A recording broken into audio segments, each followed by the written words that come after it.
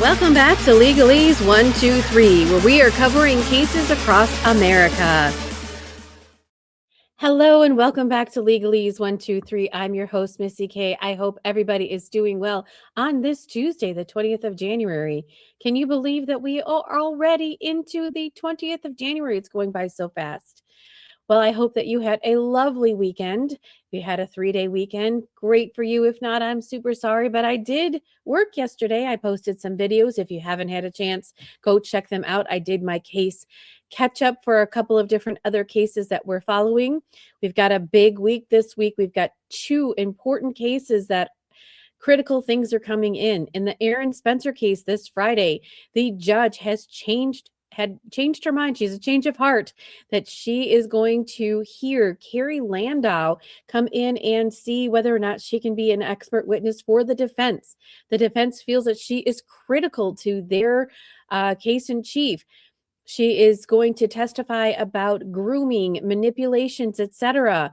Why a 13-year-old girl would make the choices that she did, and how a 67-year-old man could do the things that he did. Is she a crucial witness to them? They think that she is. So the judge is going to hear her at 10 a.m. to see whether or not she can come into trial, and trial for that case starts next week.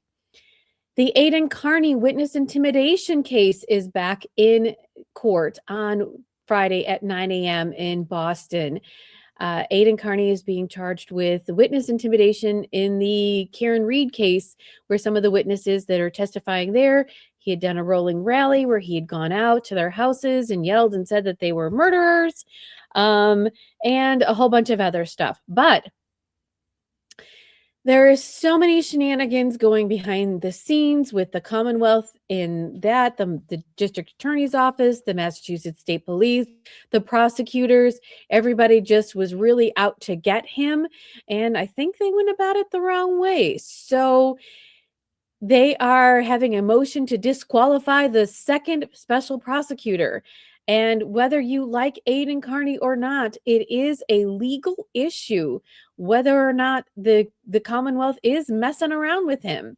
And every person should take aware that, hey, this could happen to you. So it is a First Amendment right to be able to say the things that you want to say, whether you like them or not.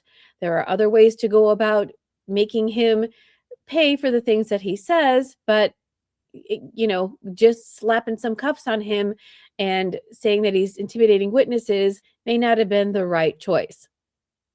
So that is another high-profile thing that is going to be happening this week. What did I do this weekend? Well, this weekend I have been knitting, and I'll show you this lovely thing that I've been knitting. I have been knitting. This is a collar for a sweater that I'm knitting, and it is this lovely, lovely dark green. I cannot wait to see how it's going to come together. It's in my head. We'll see if what I think in my head is going to come out onto a knitted garment. I'm also wearing my little shawl I made. And how about those Hoosiers? Woohoo! My alma mater. Congratulations, IU, and your football 16-0. Fernando Mendoza. Woo, what a kid. Wow. Super amazing. Super proud of them.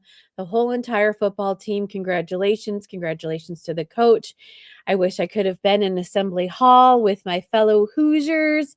It just brings me back to the Bobby Knight days. I did get to see him in action there at Assembly Hall, and basketball obviously was pretty highly recommended at IU, and now football. So I was talking to my husband, and he said, "Do you remember going to the football games?" And I was like, "Nah," because football wasn't really the highlight of the sports at IU. I did go to a couple of games, but wow, they really pulled it out. 16-0. I'm so sorry, Miami. You put up a good fight, but Hoosiers did it, and it just tickles me pink. So let me know if you are a college football fan, and if you aren't, this was definitely one of the they call it a story of ages. the comeback team, etc. So congratulations to them. Where are we at today? Well, we are going to head back to the Brendan Banfield trial. We are rounding out the end of the Commonwealth's case in chief. They said they had 2 more people to go, and then it's going to be the defense's term. Will the defense put on a great show for us? What will we learn? And will it end at the end of this week? Will a jury get this case? Who knows? So we'll see. So let's go ahead and get started. I'm going to add this to the stage. And we have a little bit of Zoom room. So let's see where we're at. Please be seated. That works. All right, good morning. All right, before, I think we are at where you're going to have the voir dire of your expert, correct? Judge, we would call Iris Before you, Delagraph. all right, right, before you do that, I just want to make sure, are you just moving her in as a expert in blood spatter? Because the response to your motion seemed to be that way. I just want to make sure. It's blood spatter and forensic analysis. What do you mean by forensic analysis? I think that's where Mr. Carroll and I are a little confused. Okay, I'm sorry, I didn't realize the court had any confusion after our last motion. I thought we were clear that she's going to testify to the matter that was produced in her report. Mr. Carroll has had a copy of that. It is blood spatter analysis. Right. Right, and Blood how spatter, yes. that appears on the crime scene. Okay, so that's all. Yes. I mean, there was a part of her report that talked about firearm reconstruction. We are not shooting. going into that at all. I think that was the main concern of Mr. Carroll. That was part of the concerns, Judge, and when they basically, Thank you. sorry, the wanderer. That's okay. That was part of the concerns, Judge, but when they withdrew their report or they committed to not presenting Right. a report, then we didn't really enter into some of the other aspects. Some of the other aspects that I would want to address are there are some leaps made in that report regarding the bloodstain pattern analysis, and there's some areas where evidence is Right. linked, but I understand, but is that just a cross-examination thing, or is that qualifying her as an expert? Right. If Judge I will Penny. say this, if it's just blood spatter analysis, then I've looked over her credentials, and I think that aside from a couple of questions, I'm not going to have any objection to it, but I do need to ask a few questions. Okay, you understand you have to ask a few questions, but it doesn't seem like that's something we have to do outside the presence of the jury if they're not going into shooting construction, reconstruction. I don't know, I'm asking you, because it just seems like it's more of you're going to object to some of the questions she might be asked, or Yes. something along the lines, but not to her expertise in blood spatter. Blood spatter, I don't have an objection to her expertise. All right. And just to clarify, so we're using the correct language, it is bloodstain pattern analysis. if That's that is fine. objectionable. Blood stain pattern analysis. You don't have objection to that, No correct? objection, no. I believe that's. All right, I think we can do that in front of the jury then, just to save a little time. After I read your response to the motion, I just want to make sure we were on the same page, because it seemed like we were not on the same page. Understood. Now we're on the same page. Okay, excellent. So any other preliminary matters before the jury comes out? No, Your Honor. No, ma'am. Okay. Bring the jury. Okay, before we begin, I wanted to state the following. So I'm going into this just like you are, or hopefully you are.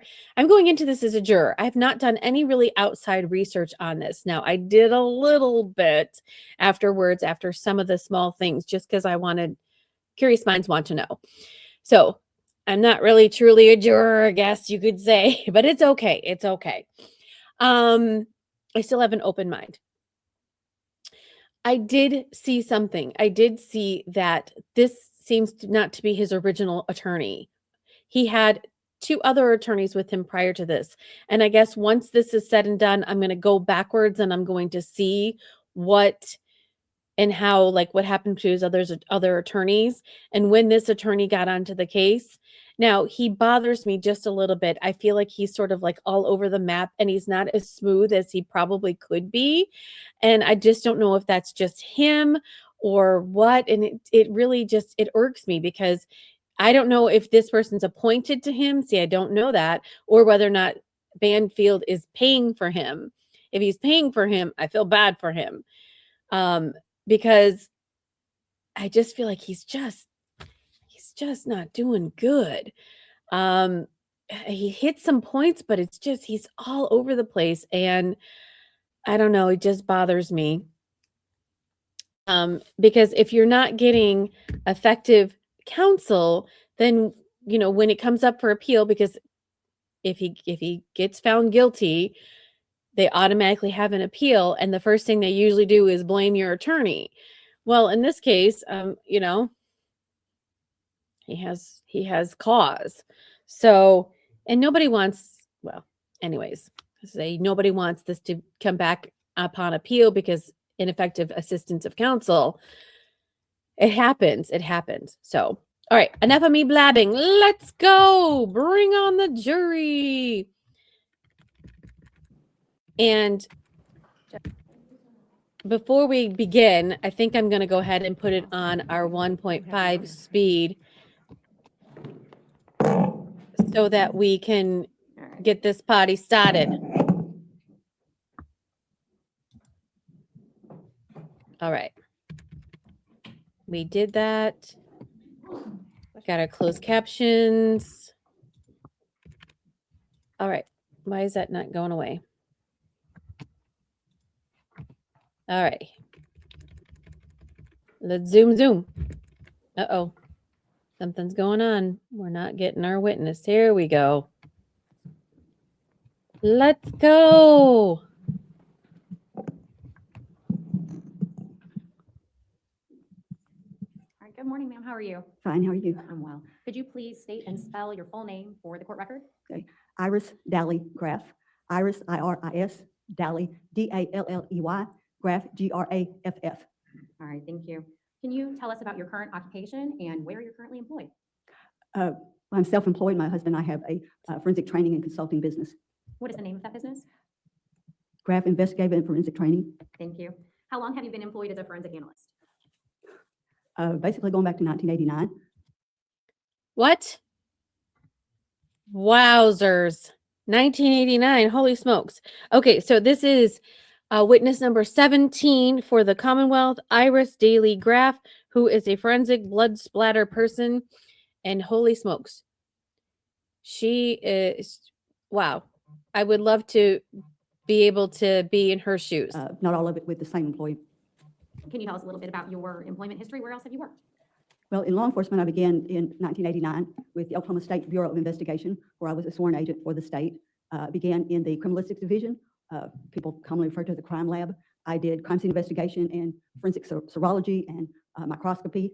I think what else. Eventually added to that bloodstain pattern analysis, trajectory and shooting analysis, forensic animation, graphics in analysis, a lot of things. Eventually focusing just as a crime scene agent, where I did just the crime scene investigation, everything associated with that, and without the additional bench work in the laboratory. Left that to be, when I retired from the Bureau after 20 years, then I was a member of another company that's a forensic consulting company until, I believe it was 2016 that we separated, and my husband and I have our own company. All right. And that company that you worked for after the Bureau, what were your responsibilities there? Well, in that company, I was one of the founding members of that company, and we did primarily analysis of crime scene information, especially bloodstain pattern analysis and shooting analysis, those kinds of things. All right. Who were your clients in working for that company? It was open. It was law enforcement or anyone who was interested, anyone who wanted assistance. So some of the clients were prosecutors, some were defense attorneys, some were individuals who something happened to someone and they wanted an expert opinion. So sometimes it was private individuals. We also did a lot of training, which I still do. And we have open enrollment, so anybody who wants to sign up for a class can. Most of our clientele there are law enforcement, however, have had attorneys, prosecutors, defense attorneys, defense investigators. We had a medical doctor in one, a coroner. So it's open to whoever wants to put forth the effort to be in the course and do the things. Wow, that's so cool. Wouldn't you like to go and sign up for one of her courses and do forensic stuff? That would be super cool. Wonder where she does it at. I have to look her up. We require. Is that the same type of training you provide now through GRAF investigation and training? Yes. All right. Do you teach anywhere else outside of the classes that you teach for your company? Haven't been in recent years, haven't been employed like if you mean like a university or something like that, no. Okay, but you had in the past, is that correct? In the past, I was an adjunct professor at a university while I was also a public school teacher. All right. Do you belong to any professional? What didn't she do? Yes. Which organization do you belong to? The International Association of Identification, which is the largest and oldest of the forensic professional organization, the International Association of Bloodstain Pattern Analysts, the Association for Crime Scene Reconstruction, the Rocky Mountain Division of the Bloodstain Pattern Analysis. And let me ask you, have you held a board position with any of these organizations? Yes. And what was that position? Well, with the International Association of Identification, I was on the Crime Scene Certification Board for a year. With the International Association of Bloodstain Pattern Analysis, I was president for 2 terms. With the Association of Crime Scene Reconstruction, I was the secretary for about a dozen years. I didn't keep track. Okay, thank you. Have you ever testified as an expert before? Yes. All right, and have you testified in Fairfax County as an expert? Yes, I have. All right. Can you tell me a little bit about bloodstain pattern analysis and how it fits within what you've described to us as your experience as a forensic analyst? Please, Well, let's go. Bloodstains are common in any violent scene. So we look at blood and what blood does. Blood is a fluid, as it is in its natural environment in your body. And as a fluid, we can look at it in terms of the science of fluid dynamics. What do fluids do? That's what blood does. So based on that, we do a lot of experimentation and things to see what blood does on specific surfaces with under specific types of forces applied to the blood. We look at all the characteristics of blood to include how blood moves, how it forms margins along the surface of a pattern, why that margin is formed that way, the consistency of blood and how that changes over time, what happens to blood, especially when it's airborne, and what shape it is in the air, and that because that determines what shape it will be on the target surface, so that when we see a blood stain on a target surface, we can determine, one, whether or not it was airborne, and if it was airborne, then we can determine something about how it formed this pattern and sometimes where it came from. So to identify the general trajectory of the blood from the source. And then, of course, combine that with things like the DNA analysis that tell us something about who the blood could or could not have come from. So let me stop you there. Right. Let me stop you there. I wonder if she's going to talk about, remember they talked about the certain stains that were on his pants and how they had like the blood dripping on there. Then there was also stains on the laundry basket and on the wall. So the other thing I wonder about with these forensic people, I assume, because they don't analyze any of this stuff, I think, until after the crime has been committed, obviously. But after, like, they don't go to the crime scene. I think they only look at pictures and stuff. But I would be curious to see if she did go to the crime scene. I doubt it. I doubt it because they weren't arrested until well after. So she's got to be looking at pictures. All right, sorry, my brain just thinks about these weird things With an and understanding of how bloodstain pattern analysis fits into get it out of my head. the education and work experience you've described for us, does that give you the ability to be an expert in bloodstain pattern analysis? Yes. Okay. Judge, at this time, I would offer Ms. Daly-Graff as an expert in bloodstain pattern analysis. All right, Mr. Carroll, you wish to you? I can't hear him. Just the jury has I trouble hearing you. apologize, Judge. Judge, I don't have an objection to her qualifications as an expert in blood stain pattern analysis. All right, then so moved as an expert now. Thank you. Thank you. All right. I thought he was gonna say something else. Bloodstains. Can you explain to us the different types of blood staining that we might see present at a crime scene? Flow, spatter, transfer. Can you tell us what those are? Well, there are a lot of different end results of bloodshed, and they can sort of be categorized according to what the final blood stain looks like. But in doing the analysis, I look at all the characteristics of the stain and then see which mechanisms can be excluded. So, for example, as I've already referred to, if blood is airborne, the stains that will be created from that are going to be circular or elliptical. That's because blood in flight actually breaks into spheres as it leaves the source. Well, the sphere is circular, so if it hits a surface, that stain will be either circular or elliptical depending on the angle. Then we look at a lot of others. By the way, that is called spatter if it's circular and elliptical, and there are various things that will cause that. Another type is contact stains. That is, blood on one surface comes in contact with another surface. We call that a transfer because blood is transferred from one object to the other. And then depending on things like the volume of blood and the texture of the surfaces that come in contact with each other, the shape of the object, then the transfer may be actually a pattern that reflects the original surface. That will be, by the way, will be a surface stain. We also have to look at the surface itself. Is it absorbent? If it's absorbent, then blood as a fluid will diffuse along the fibers. It's called capillary action. So it may be somewhat distorted if it's an absorbent surface. If it's not an absorbent surface, well, then we look at those issues because now you're going to have a different look at the margins. In particular, we look at contact stains that happen with motion, because if there's motion that pushes blood across the surface, one of the things that does is there's a displaced volume of blood, and you end up seeing little, what looks like lines through the pattern. We call those striations. That's an indication of movement. We can look at the overall pattern and see whether or not blood was on the surface and then that blood got moved, that something pushed the blood, or that blood is on some other surface that comes in contact with motion, in which case we call that a swipe. That is that some of the blood then will be transferred as it's in motion. Again, there will be striations because that's what shows us motion. And then that will have a displacement of volume, so the volume is not consistent all the way across there. Depending on the surface, there may be really feathering at one end or the other, but you'll also have some places where the liquid blood forms a margin. And so you can see those are a little bit smoother edges, but across the pattern, sometimes you can tell generally the surface, what the surface was that pushed it onto the transferred surface. Flow is simply blood that's on a surface and it's under gravity. So if a blood drop or a volume of blood is on a non-absorbent surface, then gravity will cause that blood to go downward, whichever way down is. So if it's on contours, it'll follow the contours, but always going down if it's flow. It will have generally parallel margins, generally a consistent volume of blood across from margin to margin until it gets to a stopping place, basically. That can be because it went down, say, going down a wall and hits the floor. And then you have a little pooling, depending on the volume. You may or may not have pooling, but you can see that it's associated with the flow. There are several types of contact patterns that can happen. So we look at it in the context of the scene. What do we know about the blood that's here? And we look at like the condition of the blood. If sometimes we look at drying times and how, if we know approximately when the blood shed, what does it look like now? Which means y'all. Okay, sorry, I just had to stop her.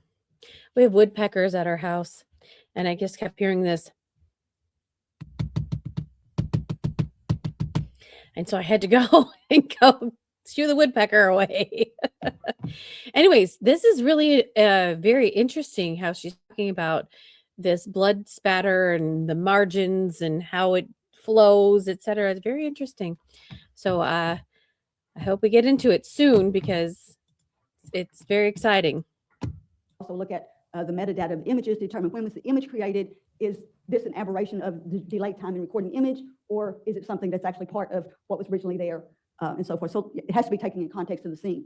Okay, let's for a moment talk about cast off as it pertains to spatter. What does that mean to you? Well, cast off is another form of actually spatter. It's circular elliptical stains. Again, blood in flight will break up into spheres as it travels through the air. If it comes off of a surface of some moving object, which is where the term cast off comes from, that some object with blood on it moves, blood comes off in a column, and because of the motion, you see it landing on the surface as a linear distribution. Characteristics you look at in the possibility of cast off is you're looking for circular elliptical stains with a progressive change in shape, so that if it hits at the surface at 90 degrees, it's going to be circular. If it hits at an angle, then it's going to be more elliptical. So if blood comes off of something that's moving, then you'll see this progressive change from circular to elliptical in some type of a linear distribution. So it can be a straight line or it can be a curved line, but clearly a line. So that would be a way that you look at to identify cast off. Okay. Did you have the opportunity to review photographs, video, and objects from the scene of the crime that was created when Christine Banfield and Joseph Ryan were killed? I did look at documentation specifically in the bedroom and items collected from that bedroom. Okay. In your analysis, did you have the opportunity to look at the autopsy of Christine Banfield? Yes, I did. Okay. And did you make any observations of the 8 knife wounds that she sustained, the 2 cutting wounds, and the 6 stab wounds? Your Honor, I object to the observations from the news report. All right, if you want to approach us. Sure. Well, she's not a medical professional, so I'm not sure why they're asking about the knife wounds. I mean, yes, she had knife wounds. Did you have the opportunity, looked at the autopsy for Christine Banfield? Did you have the opportunity to observe the injuries? The judge that were told her to suffered? ask a different way. Yes. Okay. And did that information help to inform your opinion about the blood evidence that you observed in the bedroom through the photographs and documents you were provided? Well, the autopsy report itself doesn't inform me as far as looking at the blood stains, the characteristics of the blood stains, and evaluating possible mechanisms for the blood stains. Another, So then we'll move on from that. Talking about Joseph Ryan, In review of the autopsy of Joseph Ryan, as well as the photographs from the scene and the officer's body worn camera videos, did you make any observations of the location of the blood on Joseph Ryan's face? Yes. Okay. Judge, at this time, I would like to display Commonwealth's exhibit. Sorry, give me just a moment. Uh-oh, something tells me we're not going to be able to see these. Like those.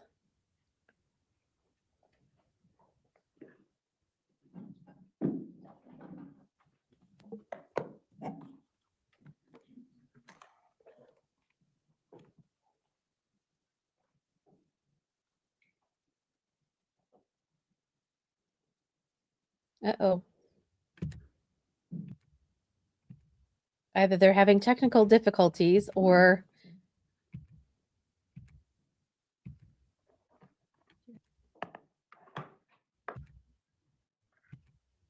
Display Commonwealth's 238 to the witness and to counsel. And this would be admitted, this would be offered under seal. All right, objection to 230. We just, it disappeared. I know it disappeared because I have to, All I right, have to be creative here for just a moment. any objection to 238? Under seal? Yes, that's fine. uh-oh. What is going on? That we're identifying as Commonwealth's 238 on your screen. I do see a picture on the screen. Okay, is that a still that you pulled from the officer's body worn camera? Yes, it is. Okay, did you enhance the color in this photo?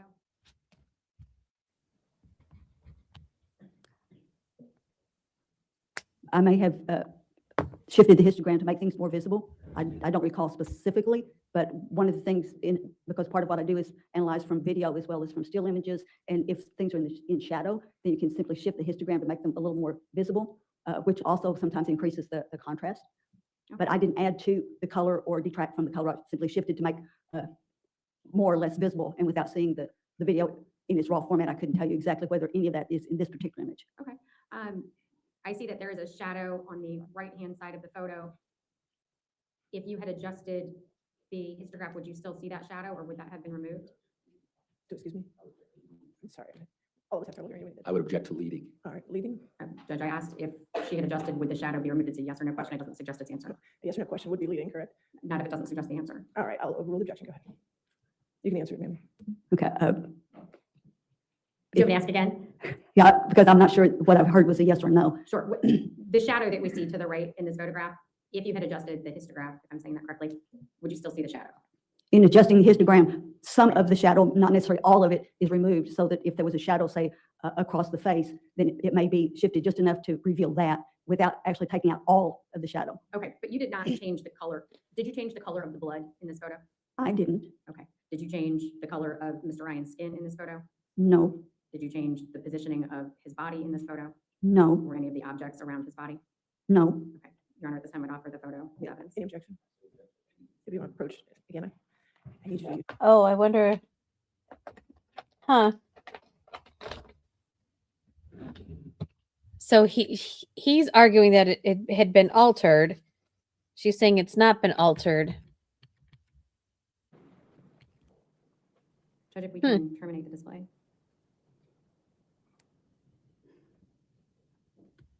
Not sure.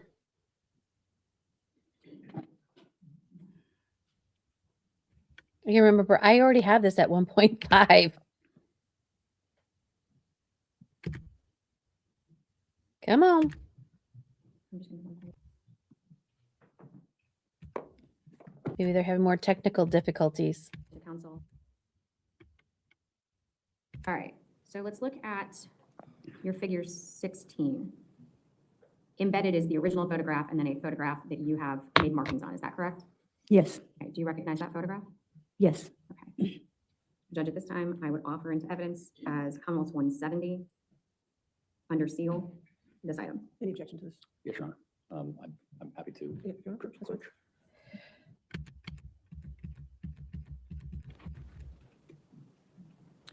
All right, Judge, I'd like to cast to the witness and counsel, where I would have identified as Commonwealth's 171. Ms. Dallygraph, do you recognize this photo? Yes, Okay. Is this the photo that you received from crime scene, specifically Fairfax County detectives, to perform your analysis? this is one of the photographs that was included. Okay.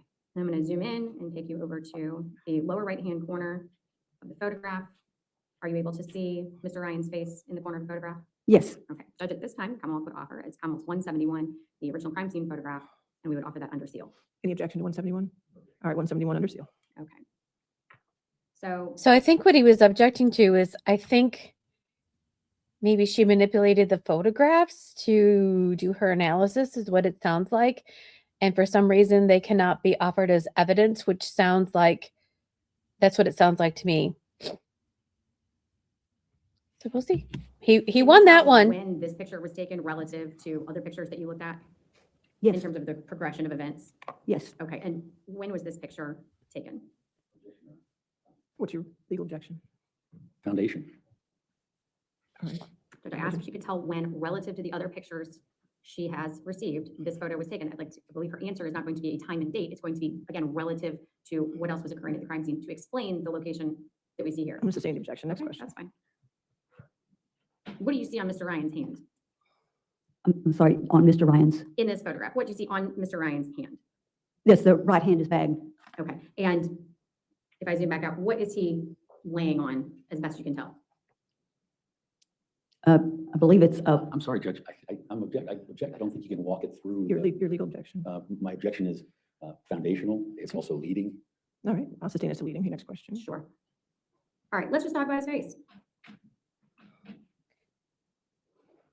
She's trying to get What something did you in. I'm not observe sure what she's about trying to Mr. get Ryan's in. face and the blood on it. that his blood, I'm sorry, his face is basically covered in blood. In this particular image, I'm looking especially at under the chin because the overall solid, if you will, blood pattern ends at the chin. Objection, Your Honor. She's going beyond the scope of the question. She's asking, what did you notice about the? No, I'll overrule that objection. No, that's good. Please continue. So I see, in addition to the solid covering of blood over the face, that on the chin and down towards the neck, there are flows, multiple flows, and they are not all in the same direction. In particular, I see a flow coming from the heavier stain up on the face, going under the chin and toward the, from the left side towards the right side, and down kind of towards the right shoulder. And that would indicate a direction or an orientation at the time the flow occurred, because flows always go downward. I see some that are coming from the right side. If you go over to kind of in front of. Non-responsive to the question. But she's describing her observations of the blood flows. There are several. She's working her way through those Overruled. observations. Overruled. Go ahead. Please continue. So I see a flow that's coming down from the face that appears relative to the body, pretty much vertical, that is going from Okay, sorry. I forgot. Okay, I know what's going on. She is currently right now, she's testifying about the blood that's on Ryan's face. If you recall back in the testimony of the au pair Juliana Magalhaes, she stated that Banfield was unaliving his wife and taking the blood and transferring over to Ryan. So that may be what she's trying to testify to, that the blood on his face didn't naturally occur from him unaliving Christine, that it was actually placed there. And the defense obviously doesn't want this to come in because that blows up their theory of the case. We're not there yet, but I think that is what she's trying to testify to. So I'm going to back it up just a smidge for me. Blabby, blab, blab, blab. downward. I see some that are coming from the right side. If you go over to kind of in front of. Non-responsive to the question. But she's describing her observations of the blood flows. There are several. She's working her way through those Overruled. observations. Overruled. Go ahead. Please continue. So I see a flow that's coming down from the face that appears relative to the body, pretty much vertical, that is going from just in front of the right ear, basically, and then coming down towards the neck, more to the center of the neck, so that would have been upright at one point. So those are two different directions, but there are multiple flows. And just as a point, that only liquid blood flows, dry blood doesn't move. So at the time the blood was wet, that indicates that that portion of the head was in different positions. But each of those separately has to have occurred when that surface was more upright, that is, so that the blood flows down. So the direction of the flow was downward at the time the flow occurred. Did you make any markings on your figure 16 that highlighted your observations? I'm sorry, I don't know which is my figure 16. Sorry, but- let me do this, Judge, at this time, if we can remove the photograph from the display. And if I can cast to the witness and to counsel. Just one moment. Commonwealth's 170. Do you recognize this photo? Yes, Is this your figure 16? yes, And are the green markings those that you made to reference the things that you've just spoken about? yes. I added green arrows showing directionality of some of the flows. All right, Judge, at this time, Commonwealth would offer an evidence as Commonwealth's 170 under seal, figure 16. All right, I'll sustain the objection. Judge, is the court's software working to be able to have Ms. Graff draw on the picture in front of Yes. her and then have it printed out? Yes. All right. Okay, so he was saying that I got it now. He objected because she didn't lay the foundation. Apparently I think she must have marked up the picture and she didn't lay the foundation for it to come in. I think that's what the objection was. They still obviously don't want it to come in, but sorry, defense, you lose. Ms. It's Graff, coming turning in. back to what was admitted as Commonwealth's 171. If I can have that published to the jury. Sorry, just one second. It skipped ahead. Can you mark with your finger on the screen in front of you the location of the blood flow and the directionality that you just discussed? Okay, there are multiple flows. So just to demonstrate. This mark. Ooh, sorry, it's a very wide mark and the flow is very narrow. But for one, and then there's an that's going from the chin, from the left side of the chin down towards the right. There's a second one that's somewhat parallel to the previous. Then there's from the what I discussed before, from in front of the right ear going down. There's a couple of them there. There's a couple that are coming from the right cheek that are going a little bit to the left. Okay, thank you. Judge, I would like to offer the marked She's like, photo into Doing the evidence as best I Commonwealth's can to mark 170. this up. What, I already have a 170. You want to make 172? Oh, wait, because you had showed a different picture for 170 with the marks already there. Correct. So can we do that as 170A? 178? Okay. Thank you. You have to hit the print there. It's printing. Sorry, Judge, there is not a print button. It's printing. I'm sorry. It's printing. Okay. Should be Judge printing. Benny, she's on I it. will let you know nothing is It's happening. printing. Okay. It takes a couple minutes. So you can go on to your next question. Okay. All right, so if I can drop the display, please. Kelly, were you able to isolate? And there's no objection to 170A, is that correct? Just email it to me. All right, 170A. No objection.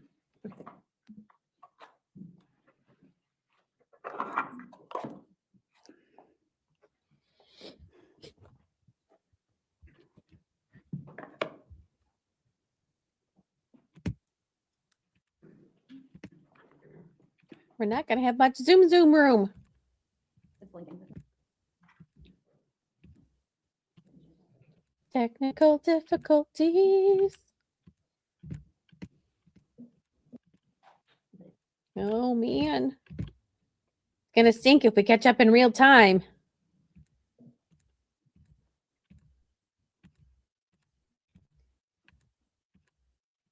Uh-oh.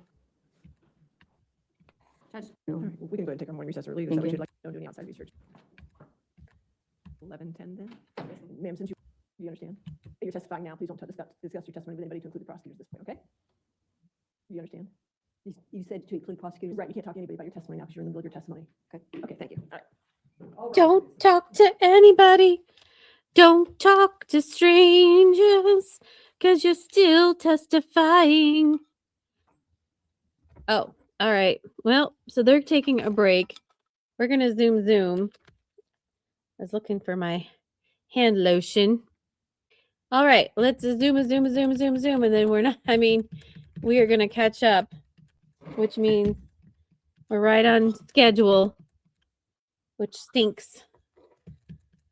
But it'll be okay. It will be okay. Everything's gonna be all right.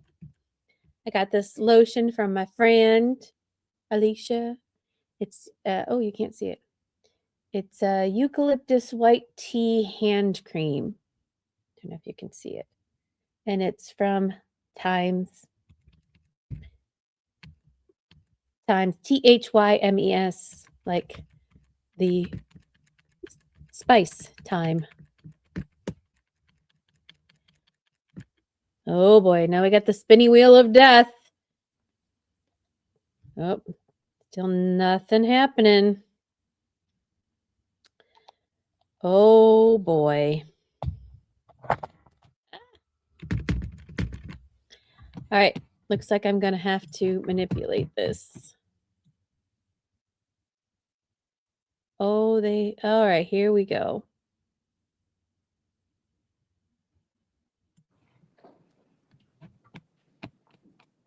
Hopefully they got their issues taken care of. Miss Penny doesn't look happy.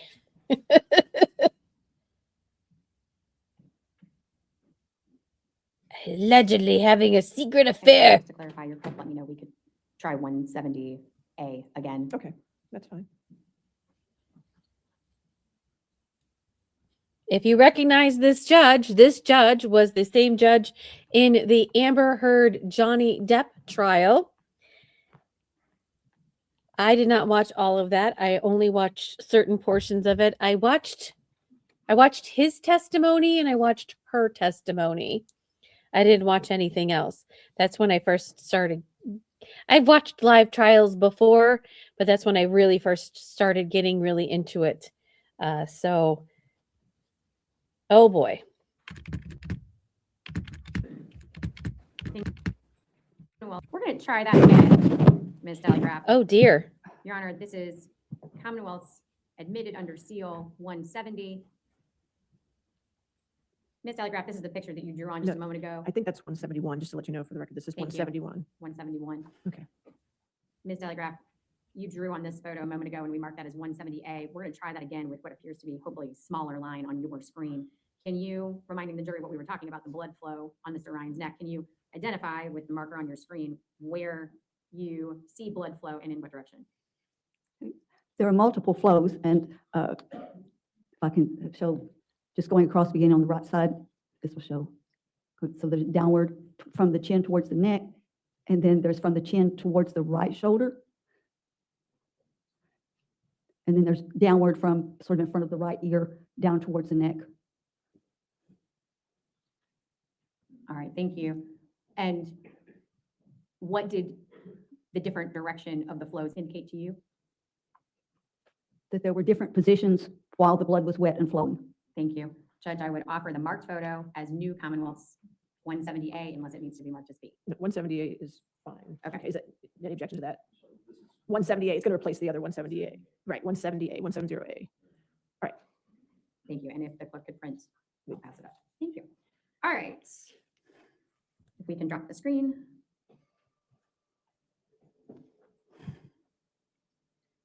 And if we can publish Commonwealth's 241 to the witness and counsel.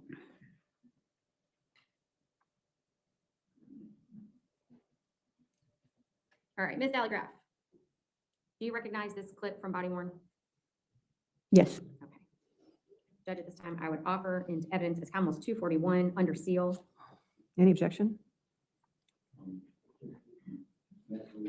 You approach? Oh boy. What did you notice about Mr. Ryan's?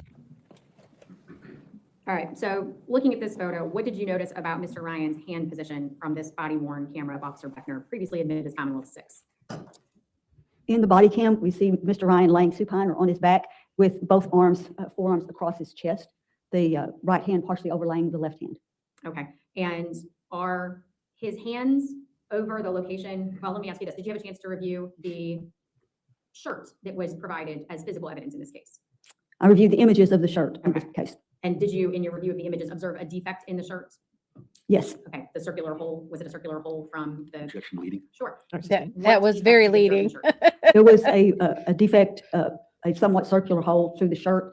It could be located based on looking at the shirt and on there's actually an imprint on the shirt of some individuals, and you can locate it relative to those individuals, and other markings on the shirt helped identify where it was located. Okay. Poor And Backstreet Boys. did the defect in the shirt line up with any defect in Mr. Ryan's body based on your observation photos? Objection to foundation, Judge. Overruled. Based on comparison of the information from autopsy images at the autopsy and looking at the shirt, the defect in the shirt appeared to be consistent with the location of the defect or the gunshot wound to the chest. All right. And in this photograph that we have here, this still image from the body worn camera, almost 241, are Mr. Ryan's hands over the defect in the shirt made by the bullet that struck him in the chest? Well, looking at the image, you can't see any of those figures that I just described as being part of the imprint on the shirt, that the left hand is overlaying that, and therefore would be overlaying the defect. Thank you. All right. Judge, if we can remove the image.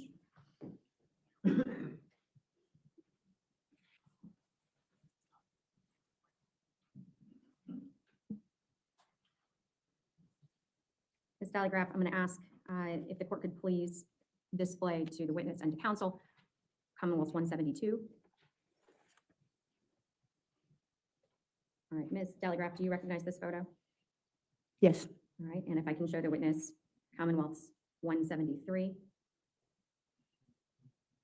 Do you recognize this photo? Yes. And going back to 172, Judge, the Commonwealth would offer this into evidence under seal, Any objection to 172? 172 under seal? and I would ask that be published to the jury.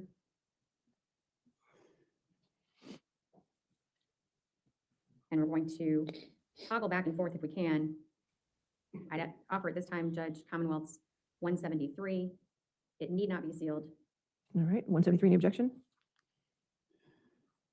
All right, 173 in evidence. And I'd ask that be published to the jury. In the gallery. All right, so resting on this photo, what observations did you make of Joseph Ryan's right hand? That there's transfer of blood stain on his right hand. Ooh. Did you notice anything on his arm? There's Oh, also some transfer on his arm, just below the wrist.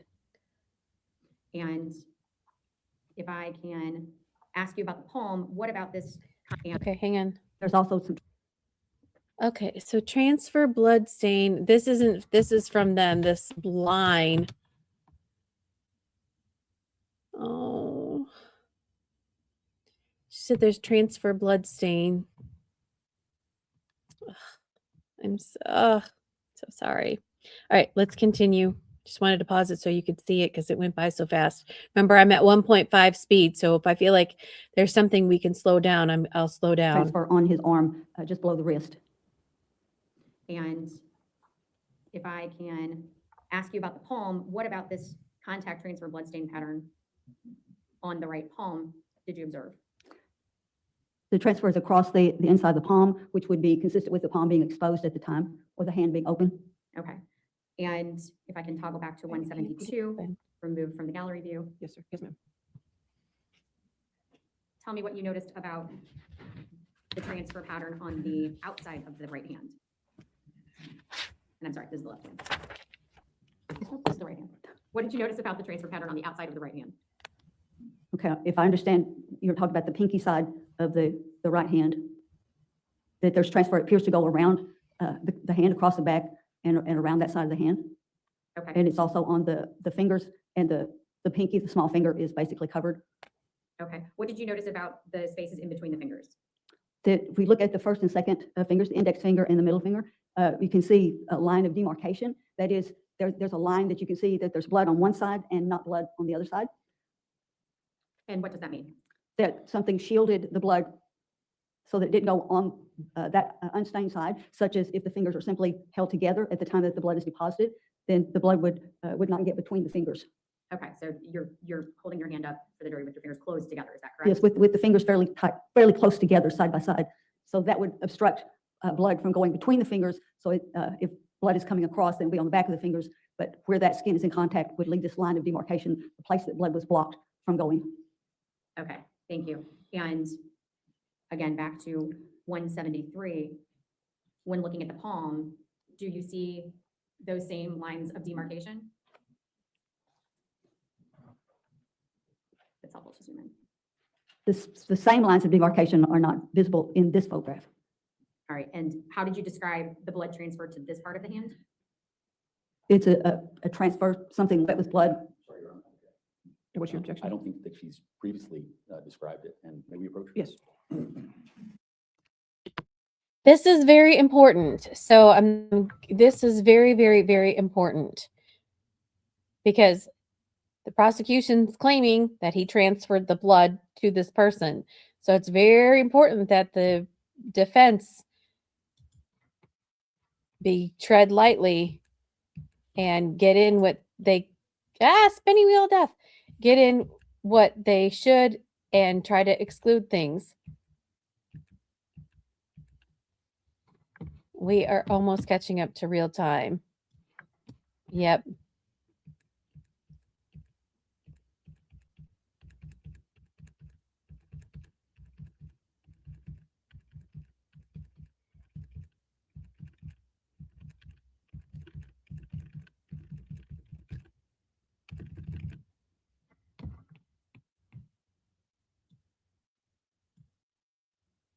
Yep, we're in real time. No more skippity skip.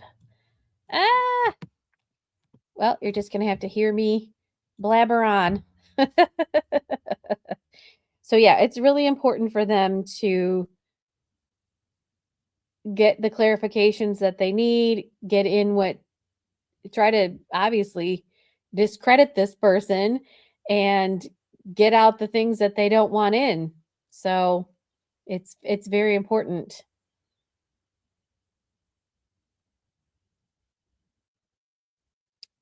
Otherwise, this comes in and she's still a little bit hard to follow. She's hard to understand. I think the prosecutor is doing a very good job of trying to narrow her words and narrow her focus. I think at some point in time, they're going to maybe wrap it up in a bow and say, in your expert opinion, do you believe that blood was transferred to Joseph Ryan? Hopefully they'll wrap it up into a bow. I don't know who those people are. Maybe they might be Christine's parents or Joseph Ryan's parents. I don't know.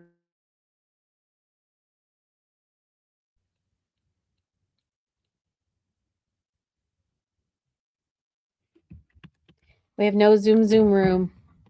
We're in it now.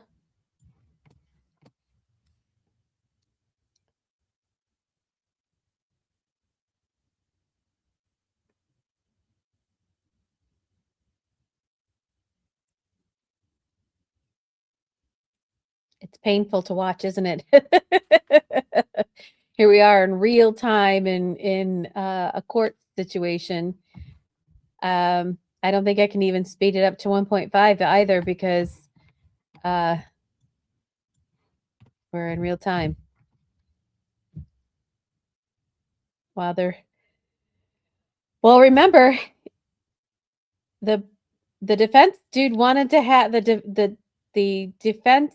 Mr. Carroll wanted to have a voir dire of this person, and Penny's like, no, we should just go ahead and bring the jury in and let's do it right in front of the jury. And here we are. She gonna have to send the jury back out, or are they going to squabble over all of this? By the way, I don't think you noticed, but my bow can turn lights on. So that's like strobe lights. And then it flashes a little bit, or you can just leave it on. See my bow? Really, I picked it because it's got this light green color. I really liked it. And I really like the fabric that it has. But I didn't know. I mean, I saw that it lit up. I'm not really sure where I would wear it to have it lit up. Oh, here we go. Hopefully they were able to. Oh, we did see the picture of his hand on the screen. Ooh. Okay, so Ms. Dallygraph, I think we were talking about the contact transfer onto the palm of the hand. Yes. Just to reset us, can you describe how that stain was I think created it's on the hand? foundation. Some surface wet with blood was in contact with the hand, so that blood transferred from the wet, bloody surface to the hand. All right, thank you.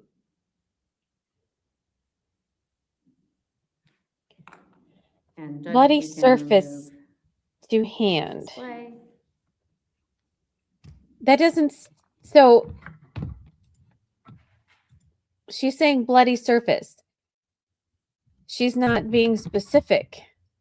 So could he have touched the ground and then it got on his hand? She's not saying that. She's also not saying that he like scooped up some blood and gave it to him. I know we're getting there, but that's just what came to my head.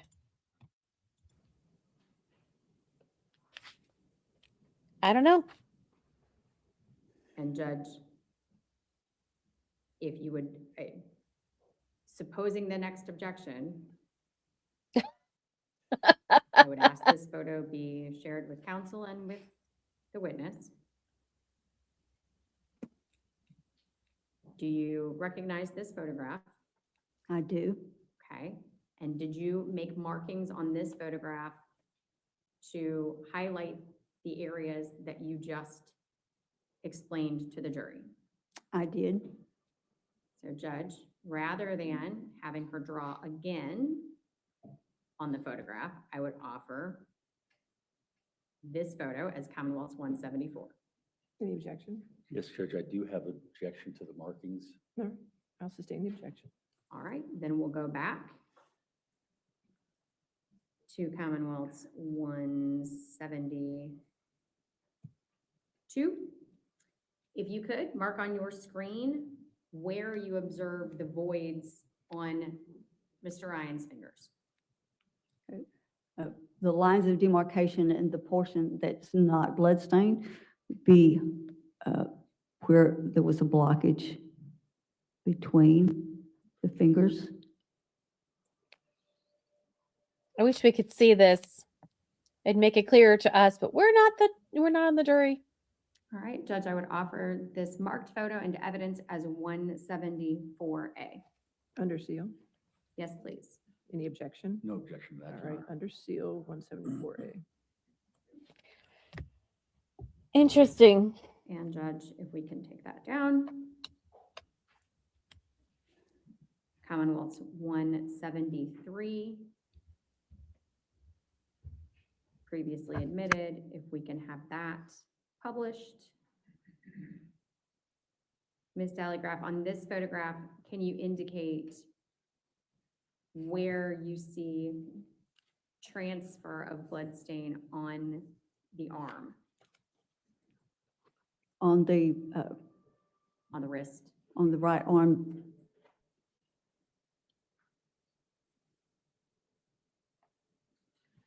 in the area inside the green marks. And Judge, I would offer the marked photo as Commonwealth's 174B. All right, any objection? No objection. 174B. And that does not need to be under seal. Yes, ma'am. Okay, so if we can take that down. If it's not under seal, let's see it. I want to see it.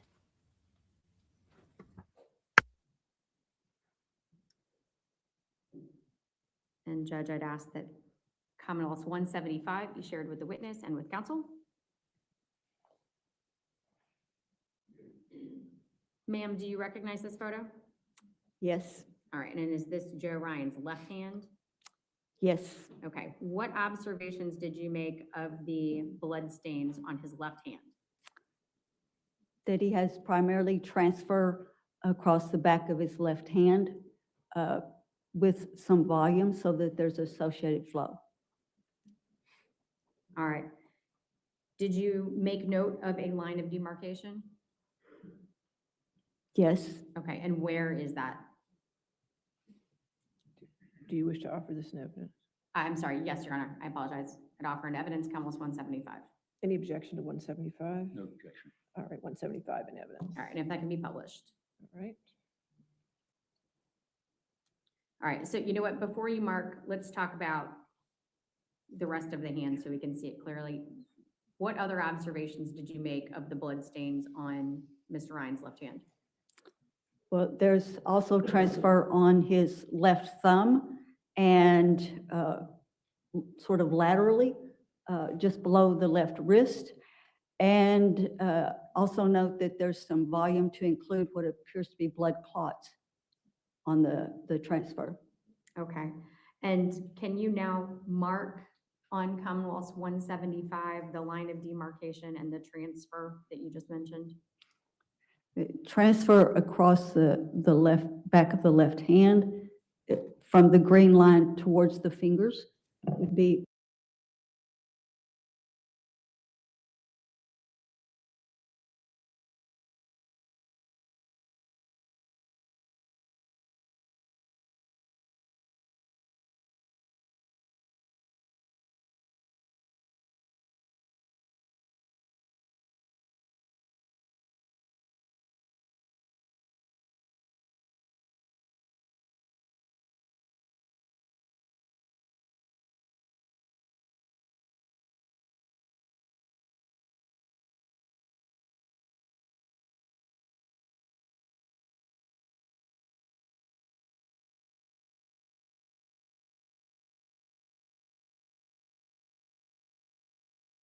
On Commonwealth's 175, the line of demarcation and the transfer that you just mentioned?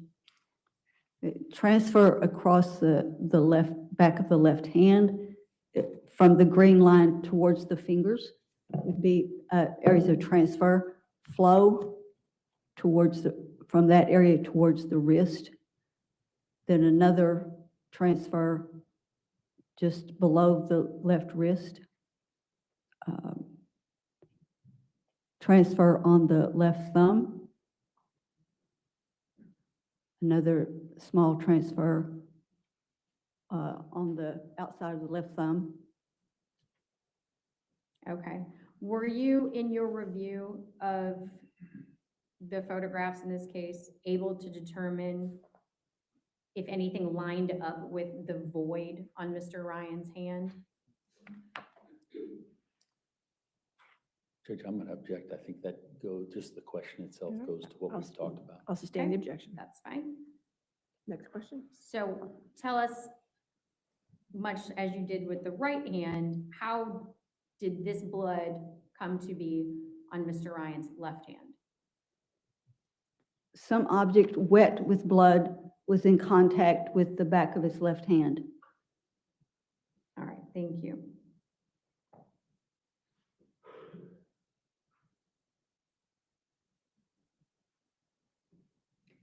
Also looking at this photo, did you make any note of the blood stains on or around Mr. Ryan's jeans?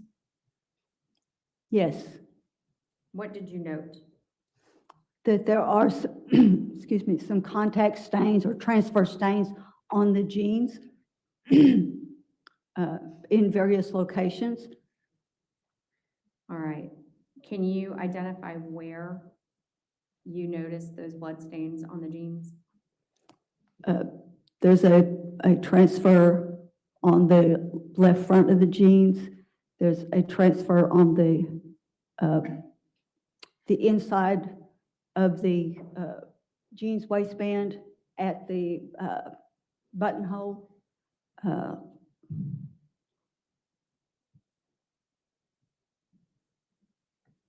Thank you. Show us. Show us. We want to see. We want to, people, the Did players you at review home the want to certificates see. of laboratory analysis submitted in this case? I did. And whose DNA profile was present in the swabs of the blood from Joe Ryan's hands? I believe there was a DNA profile from both Christine Banfield and Joseph Ryan. All right.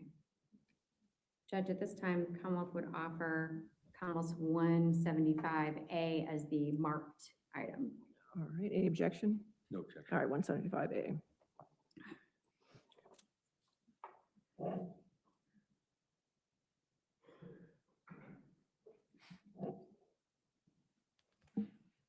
All right, so looking back, and Judge, if we can Okay. drop video.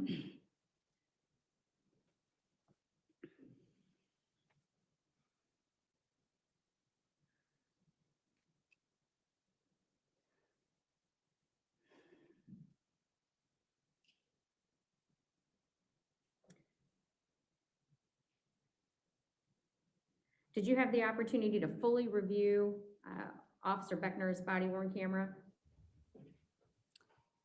I reviewed several body-worn cameras. I don't recall who was wearing which camera. I would have to look that up in the record. Okay, but if we can go back to Commonwealth 241 and have that published to the witness and counsel and the jury, it was under seal. Yes, ma'am. This is the still image that we were referencing before from Officer Beckner's body worn previously as admitted as Commonwealth 6. In your review of the video, did you observe the police officers at the scene to move Mr. Ryan's arms? I did see that in a body cam video. Okay.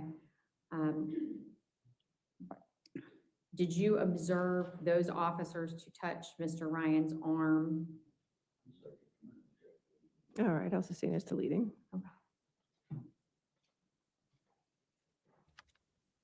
I'm going to move on. Okay.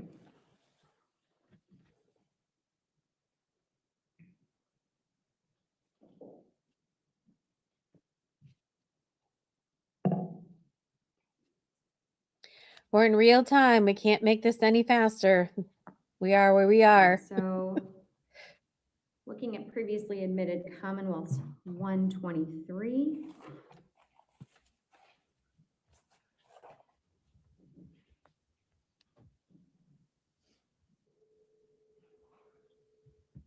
And Judge, this was admitted under seal. If I can have it published to Yes, ma'am. the jury, the witness, and Mr. Carroll, and counsel on the left. Drawing your attention to Mr. Ryan's arm. Did you make any observations of the blood patterns on his left forearm? Yes. Okay, what did you observe? I observed what appears to be small blood droplets on his arm in a somewhat linear distribution. Also observed transfer stains on his arm, in particularly 4 transfer stains that are roughly parallel to each other. All right, so let's talk about them one at a time. Let's talk about the blood drops that you observed. Can you circle or highlight those items on your screen?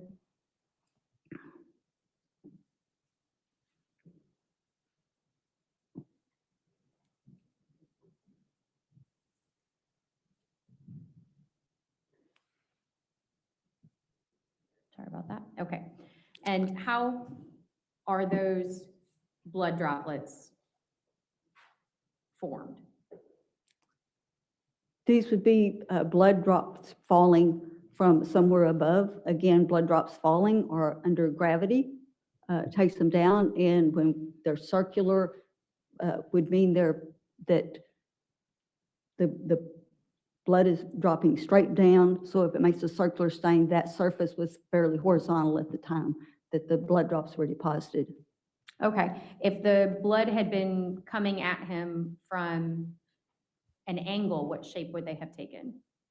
But if it's coming at an angle, then that sphere in air would translate to an elliptical shape on the surface. Okay. Judge, I would ask to print and admit this photo as Commonwealth's 170. Well, this, you want to do 123A and, nope, that's fine, 123A, keeps it clean. Yes, please.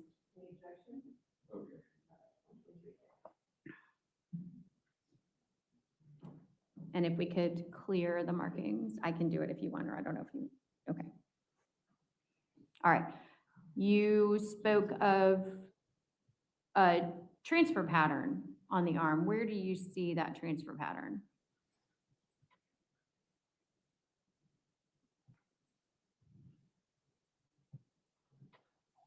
All right. Judge, if I can have this marked as Commonwealth 123B and printed.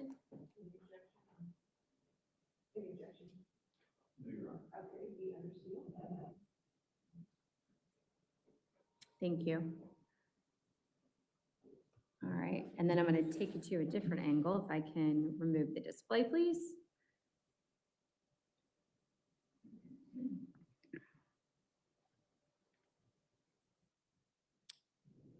If we can share Commonwealth's previously admitted 101 with the witness, the jury, and I do not believe this was under seal, Judge, but I'll defer to the court. 101 is under seal. Okay, then this remains under seal. Ms. Telegraph, if I zoom in a little bit, we've got another angle here. Can you again highlight the transfer pattern that you observed? I wish we knew what we were looking at. I don't know what 101 is. I assume it's Mr. Ryan's body, maybe an arm or something. Okay, thank you. And I would offer that marked photo as Commonwealth's 101A under seal.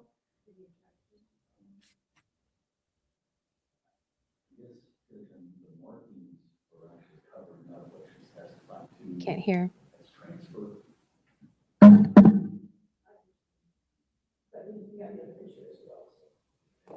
Okay, I just want to make sure there's no other connotation given to the way that was drawn. In having a circle would probably be a. Okay. Okay, thank you. No Cannot hear you, Judge.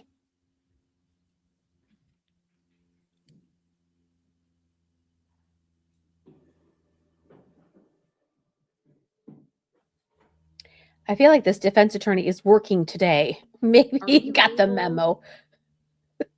To tell us Step it up. whether or not the transfer pattern was made at the same time as the drip marks? Objection, Your Honor. Foundation.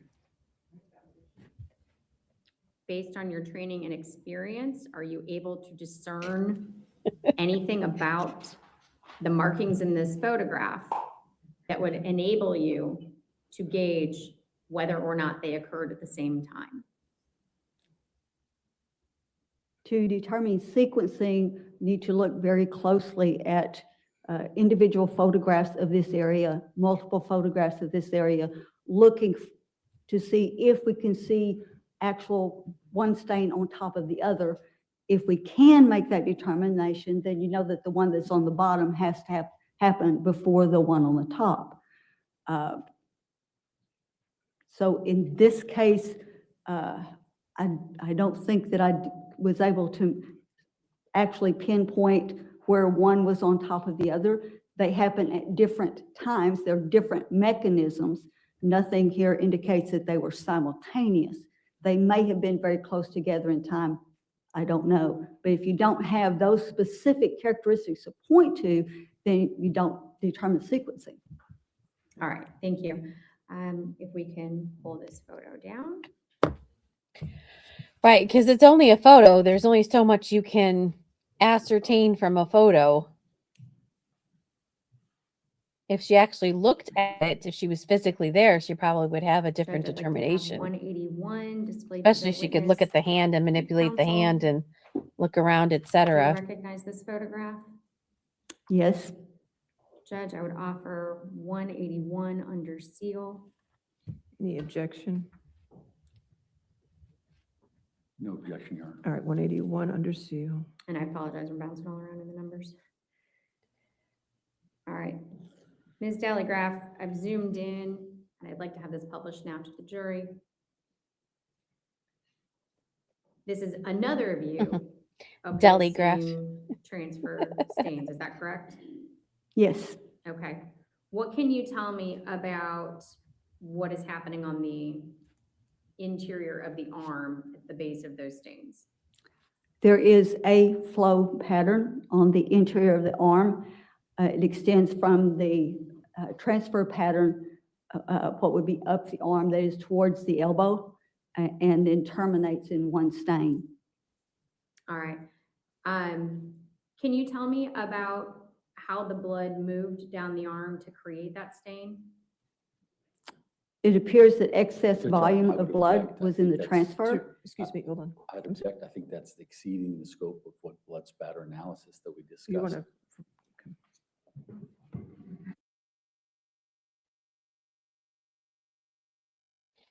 to, Interesting argument.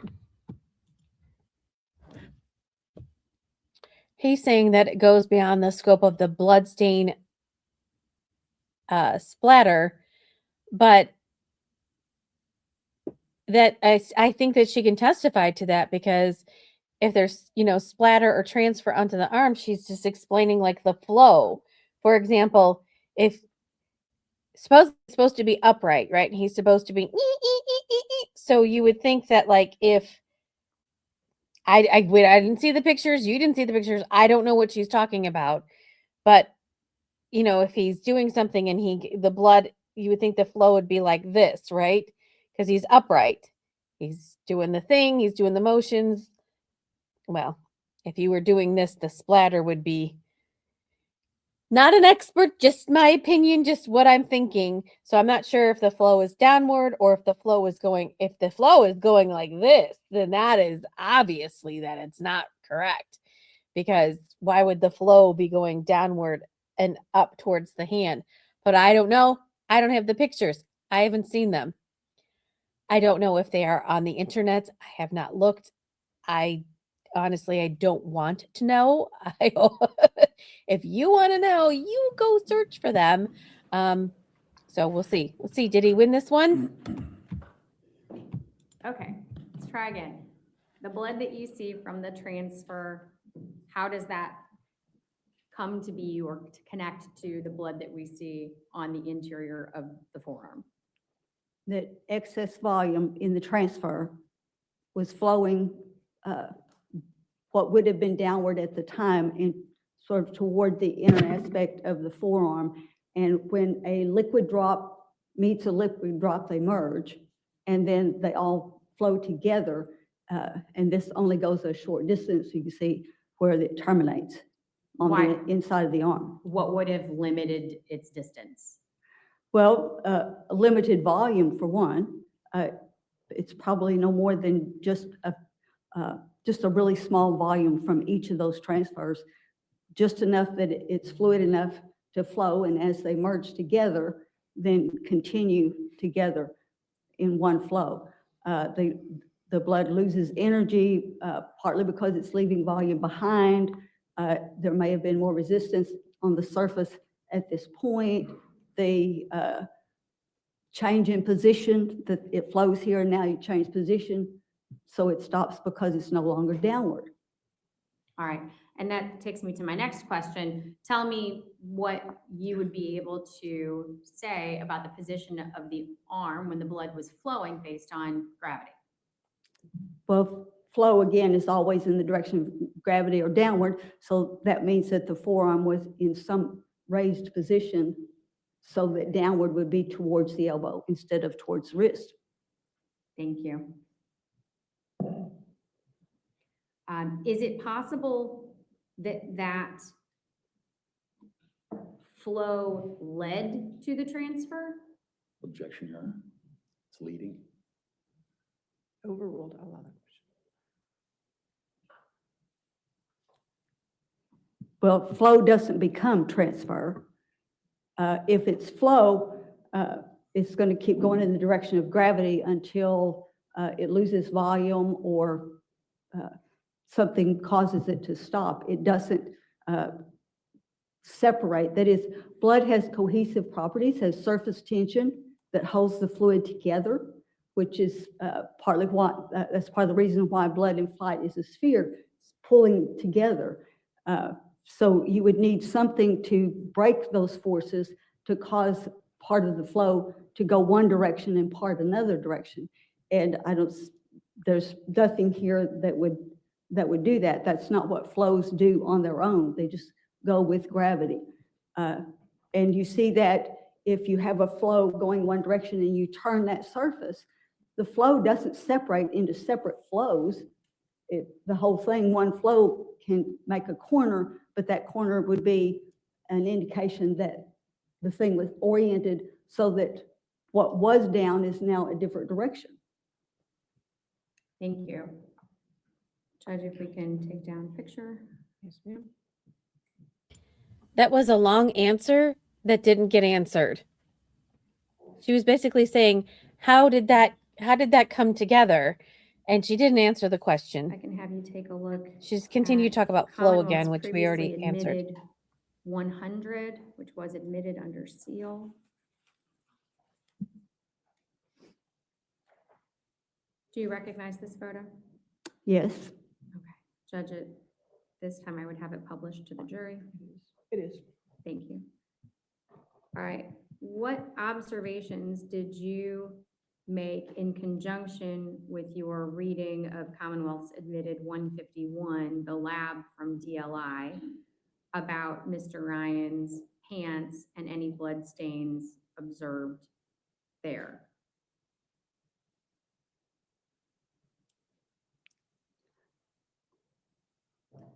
My recollection of the analysis was that both profiles, DNA profiles from Christine Banfield and DNA profiles from Joseph Ryan, were found in stains on the jeans.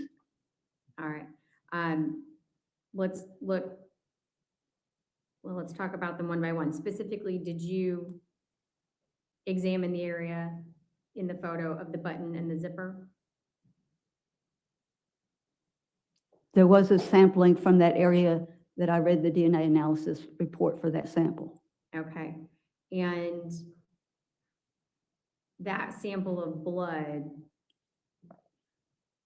were you able to determine if it was a flow, spatter, or transfer? The stains on the area of the button and the buttonhole were contact stains or transfers. All right.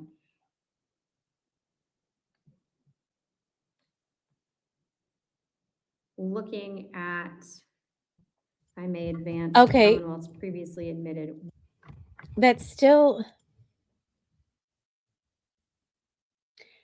Okay, she said that they were contact or transfer. If Christine and Joe got together, that's contact. Okay, that one I'm not 100% on that one.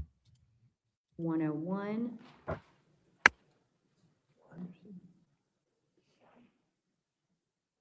Slightly better angle. Did you make observations of other bloodstain patterns now on the leg of the jeans? Yes. All right, tell me about your observations on his right leg pant, right pant leg.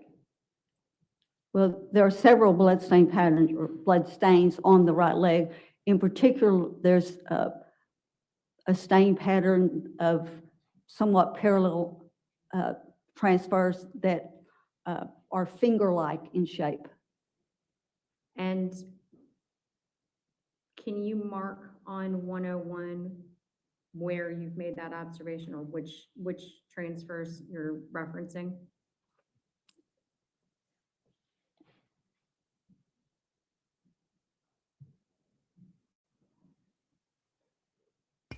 I wish we could see. They had home juries would like to play along. And in your review of what was previously admitted as Commonwealth's 168, the certificate of laboratory analysis from Bodie, was there a mixture of DNA found in that blood?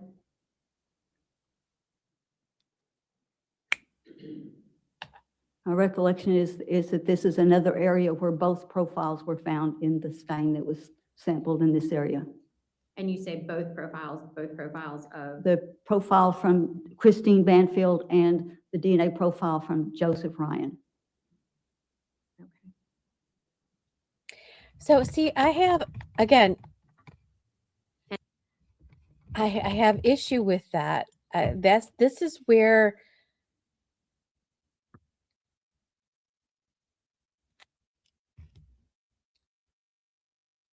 there is no DNA from Brendan Banfield. He must have been wearing gloves, right? There's nothing. And even in the unaliving of Christine, usually when you use a knife, sometimes you get a cut, right? And there's been no DNA of Brendan Banfield on either of them. Just, those are my questions. Do you have questions? Let me know. Let me know. Are you thinking the same thing? And again, could these stains be cast off or spatter? No, Could they be falling blood? no.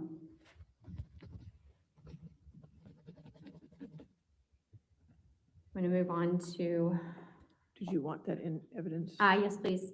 If we could have that printed, and I would offer it as Commonwealth's 101A, I already have 101A. Do you want 101B. 101B under Thank seal? you.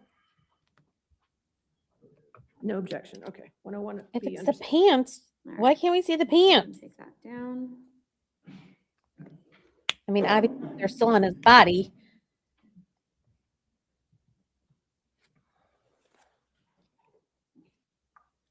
And if I can have Commonwealth's 222 shared with the witness and with counsel.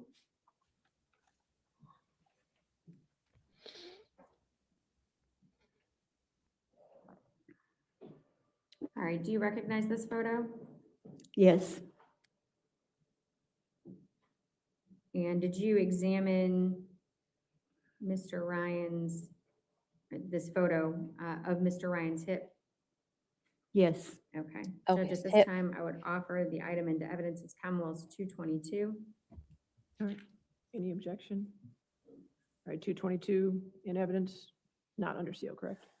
Not under seal. Okay, 222. Oh, it's not under seal. His All right, hip. so this angle is a little tricky, but tell me Let's what see it. you observed about the blood stains on Mr. Ryan's hip. There are multiple circular and elliptical stains, most of them fairly small, that are on the front and the left, the side of the left hip. All right, let's see if we can zoom in a little bit more. This larger stain that is now in the middle of the photo for reference, tell me what you observe about that stain. This is a larger stain. It appears to have some satellites, that is secondary blood drops. So when wet blood hits the surface, it can form droplets out of that volume. It's called satellites, secondary stains. And they appear to be possibly a little flow associated with it. And that flow, as you're looking at it, would be from front to back. All right, so What's a secondary again, stain? using gravity as our rule, what position was the body in when that stain struck the hip? Ooh, Based on this photo, Sorry. I would object to scientific foundation in order to even, that we have some sort of scientific So foundation before. there's foundation anything. is your objection? Yes. All right, so if you want to lay a foundation. Sure. To your knowledge, how does gravity work? Gravity is a magnetic pull towards the center of the earth, and it causes things to under the force of gravity to move toward the center of the earth or downward. Okay. And the blood that we see in this picture, in what direction did it flow? The small flows that appear to emanate from the larger are front to back in reference to the body, and here going towards the floor. All right. And so in what position would the body have been relative to the earth when the blood struck the body and flowed? That his left hip was exposed when the wet blood contacted the skin and flowed towards the back or towards the floor. Thank you. So he wasn't upright, he was on Let's his zoom side out just a when the little bit. blood, when that blood Looking at stain these appeared. droplets of blood, what can you tell me about that pattern? There are small circular to elliptical stains which indicate blood was in flight when the blood made contact with this part of his skin.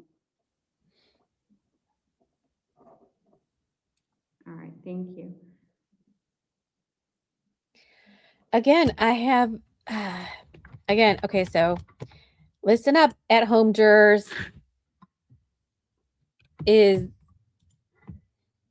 Again, we don't know. We don't know, as it'll be a little bit graphic, but we know that that he was on top of her when Brendan and Juliana entered. And we know that he was shot in the head, but we don't know exactly where because we didn't see those photos. We know that Brendan shot him in the head. So we're playing devil's advocate here, right? So let's just say if Joe Ryan was the one to eat Christine in her neck and he fell backwards at some point because he had been shot in the head. Let's just say the knife had a whole bunch of blood on it. I could see that if he's going backwards and he has the knife, that the blood could drop down and go that way. So that's not necessarily indicative that Brendan put that blood spatter there. Prove to me otherwise. Again, I don't see the photos. So this is just what I'm saying as the at-home playing juror.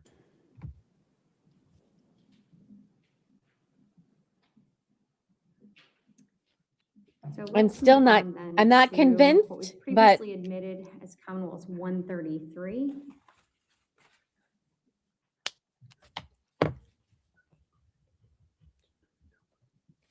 Again, we don't get to see all the evidence. So All right, if I can have that displayed to the witness and counsel. It's already been And it's admitted, so to the jury as well, in the please. gallery. Thank you. Thank you. And the gallery. go in the gallery.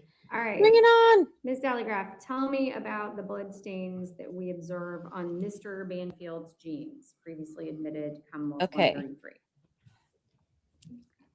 If we're looking at generally the area of the knees, that there are multiple contact stains. Okay. All right, were you able to determine whether or not those contact stains, strike that, let me rephrase. Did you have the opportunity to watch, as you've said before, the body worn camera, specifically any portion where first responders are entering the room? Yes, Okay, and did you observe Mr. Banfield's position on that body worn camera when first responders entered the room? when first officers entered the bedroom, yes. Okay. Was his position consistent with the transfer patterns that you see on the knees of the jeans? In the, Oh,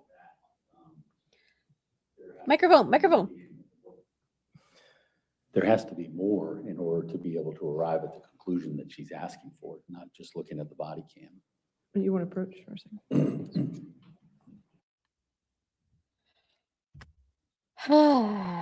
So she said that in her initial, she said that they were contact stains. And that's exactly what I was talking about earlier. If Brendan Banfield was on the floor giving life-saving measures to his wife per the 911 call. And obviously there was a pool of blood around her. He was kneeling on the ground. His pants, obviously indicative he would get the contact of blood on his jeans. Like one can make that conclusion, right? I'm not sure exactly where she's going with all of this, and hopefully that'll be clear once they figure out how they're going to get that in. But earlier, she also talked about some of the stains here and there about having contact. And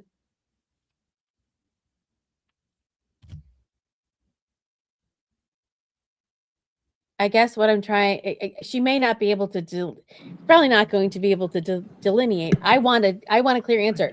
Did those come from the carpet when he was kneeling on the carpet? How did the All right, contact stains so happen? At the knees, we have transfer stains, is that correct? Yes. Okay. Zooming in, tell me about these stains on the left of our screen that appear different. Yes, there's linear distributions of circular and elliptical stains. This would be on the jeans above the knee, going up to pretty much the top of the jeans. Okay, and again, remind us how elliptical stains come to be. Elliptical stains occur when the sphere of blood traveling through the air comes in contact with the surface at an angle so that the circular shape of the sphere translates into an elliptical shape on the surface. Thank you. Judge, if we can take this down. All right. and So move is she, to- okay, so hang on. Let's think about this. Is she saying that, well, I guess it could happen if he was kneeling, right? If he was kneeling and he had the knife, and the knife obviously was above. So she's saying that it's like in motion. It's in motion, it's elliptical. So let's say he had the knife and he picked it up because he was trying to move the knife away. I mean, that can be explained away, but he would have to testify. See, that's the thing, is that if they're going to let this stand alone and he's not going to testify, then how are they going to dispel this stuff? Another expert, battle of the experts.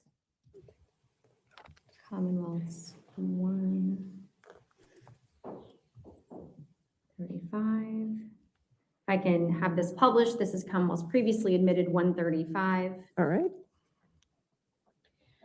Is it a Is close this up of a those? close up on those stains? This is Just a wait. close-up of some of those stains. Some of, that's fair.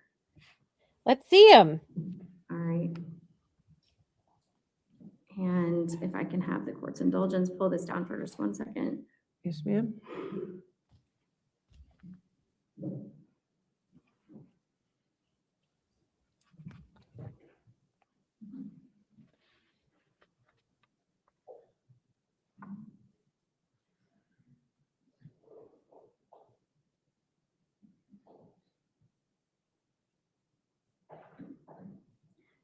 If I can show you Commonwealth's previously admitted 186 and have that published. I don't have a 186 in evidence. All right, Commonwealth would offer 186 into evidence. Any objection to 186?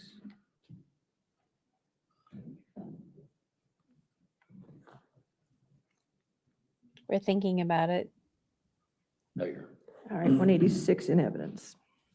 What is All it? right, What are we so looking at? here we have the same genes in a manner that Detective Leach photographed them to allow us to see the blood more closely. Is that correct?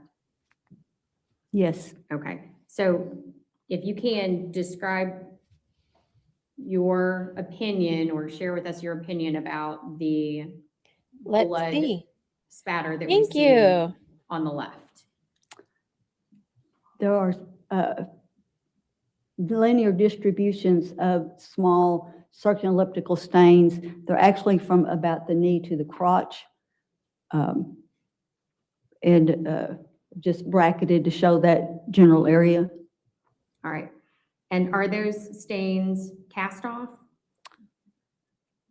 These stains could be cast off. They're consistent with cast off.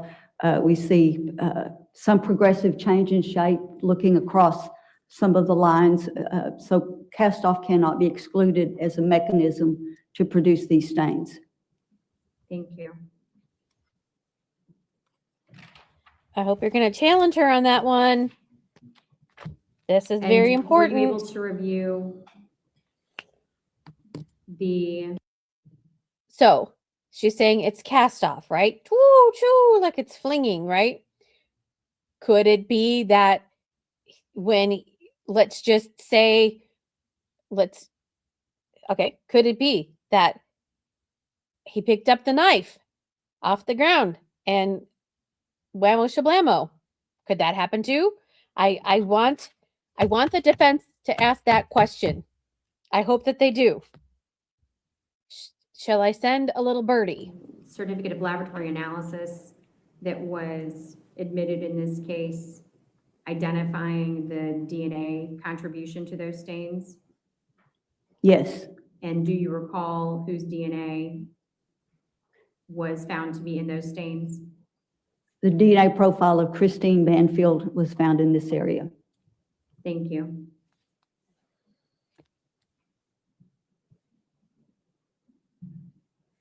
All right, Judge, if we can pull that down.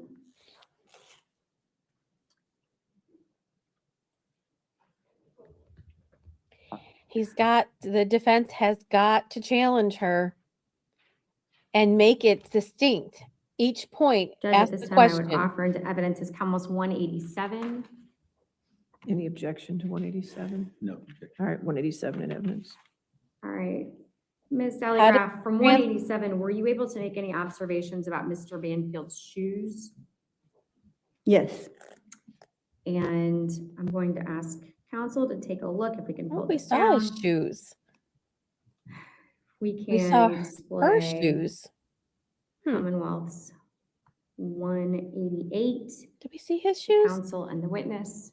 I don't remember. Is this a photograph that you pulled from Commonwealth's 187 to highlight the blood stains that you analyzed? yes, this actually shows parts of two different photographs, but I took out the background to focus on just the shoes and the stains on the shoes.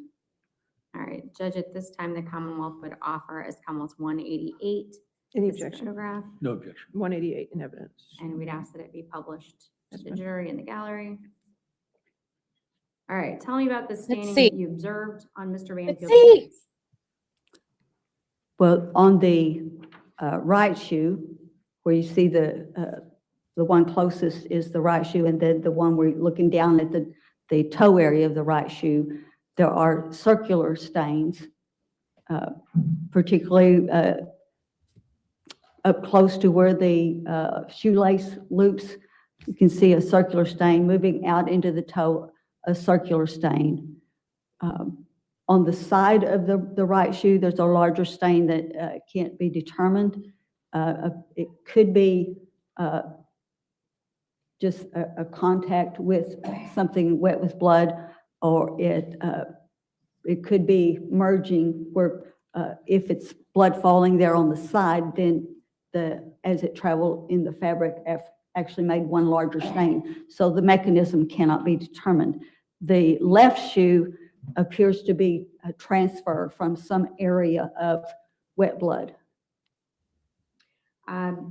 Is the blood stain or the blood stains on the right shoe, is that consistent with transfer? Or could it be consistent with transfer? Well, there are in particular two that are very circular. So when I do the analysis, I look at all of the pictures, all of the images in context to see if I could identify, if this is transfer, then there should be a circular area somewhere of that approximate size and shape to see if I can exclude transfer. because this does appear to be a somewhat absorbent surface. I didn't find anything, so it appears more that falling blood, because falling blood will make a circular stain. Thank you. And did Okay, you but make you any just said it was observations undetermined. from your review of the body worn camera? I of hope he Mr. challenges Banfield's her on that one. hands Following the entry of law enforcement into the room? Yes, What did you notice about his hands? both hands were blood covered. All right. I can show you what has been previously admitted as Commonwealth's 112 and 113. We'll start with 112. Oh, I have issues. All I right. have answers. They need to be answered. She's not answering my questions. So in your review of the bloodstains found on the carpet, did you make any observations regarding these stains found between the bed and the basket? Yes. Okay, and what were your observations? Well, there are multiple blood stains between the bed and the basket. Some of those appear to be saturation, where a lot of blood absorbed into the surface. Some appear to be simply transfer. There's something that was very wet with blood is in contact with the surface. Others are much smaller stains. They appear to be circular to elliptical in shape. Okay, Not- let's start with this No. photo. Let's take it little bit by little bit. Identifying this stain here at the bottom of the photo, irregular in shape, what type of stain is that? It appears to be both transfer and saturation.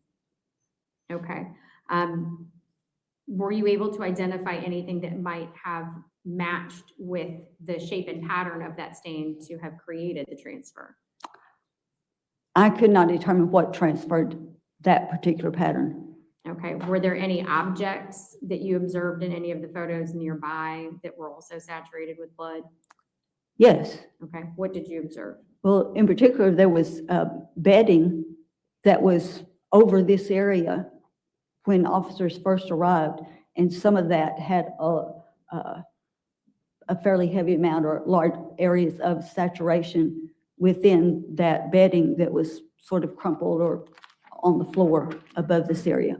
Okay, let's turn to look at the dots of blood here closer to the laundry basket. What can you tell us about that staining?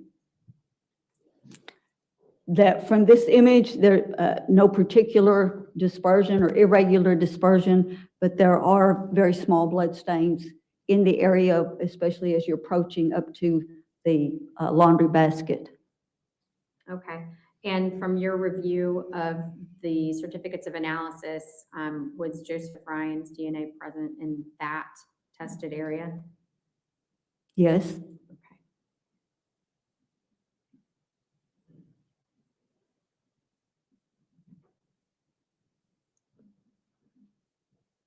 I can pull this down for just a moment. We're at a disadvantage because I don't know where his body was and her body was in this area. I have reasonable doubt because I don't see the evidence. Commonwealth 191, be shared with counsel and the witness. Also, we also have to remember that this was a chaotic scene, right? There was police officers and firefighters going in and, I mean, I don't want to say messing with the scene, but they were, doing life-saving measures. So, I don't know. I feel like that has some credibility in here. Do you recognize this photo? I don't know. Yes. Okay. And the yellow circles on the photo, how did they come to be? I put the circles on the photo. Okay. Judge, at this time, the Commonwealth would offer this into evidence as Commonwealth 191. I'd object to the markings, Judge. All right, I'll sustain the objection. All right. Gonna have to remark. If I can have this pulled down, please.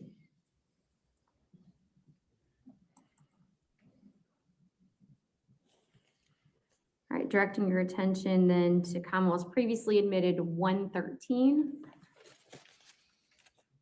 Do you recognize this photo? Yes, All right, and just for orientation, is this the bed frame that we have on the right of the screen? yes, that would be the sideboard of the bed frame. Okay, tell me about the large blood stain that we have here. And Judge, I'm sorry if I did not ask that this be published. It is published. Okay, thank you. Tell me about that large saturation stain. Let's see it. Come on. Overall, I remember it, it's an but I want to see indication it. of volume of blood that's on the surface, and Oh, I certainly would want to look under that area to see how much volume might be there. It also has, especially on the margins, you're looking to the right side, you can see the outlines of, or the shape that is fairly circular in a linear distribution. Looking at the photograph going from the top down towards the bottom, you see these, there appear to be individual circular stains. Okay, can you, as best you can, using the screen, identify the linear pattern that you see?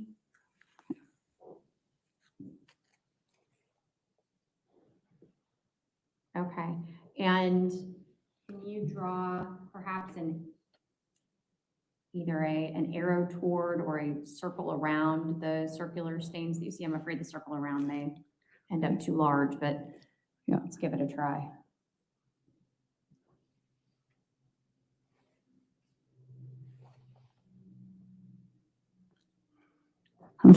So the width of the line makes it I know, thank you. kind of obliterate the circle underneath.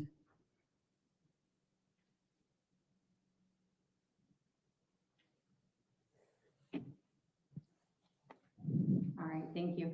And again, what is it that the nature of the circular stains mean to you? Taken together with the volume, that this appears to be where a volume of blood was projected, blood drops traveling through the air, and some of those droplets fell from that trajectory down to the surface of the, in this case, the carpet. So that creates the linear portion of it in association with the volume that you see immediately to the left of that, that the same thing is happening there. Droplets falling on top of droplets creates a volume and on the absorbent surface, a saturation. All of that is consistent with what's called a projected pattern, where a volume of blood pushed through the air, then the droplets fall, and they fall on top of each other, creating this larger overall pattern. Thank you. If we can pull this down, please. You don't want to print that? Oh, yes, I'm sorry. You got to put it back. If we could print, and I would offer it as 113A. Okay. I think it's It off moves. on the side. Hold on, I can make it happen. Or not.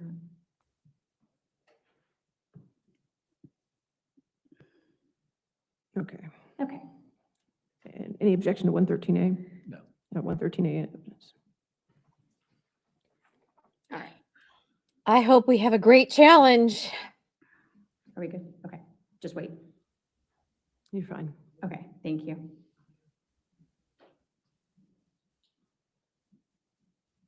All right.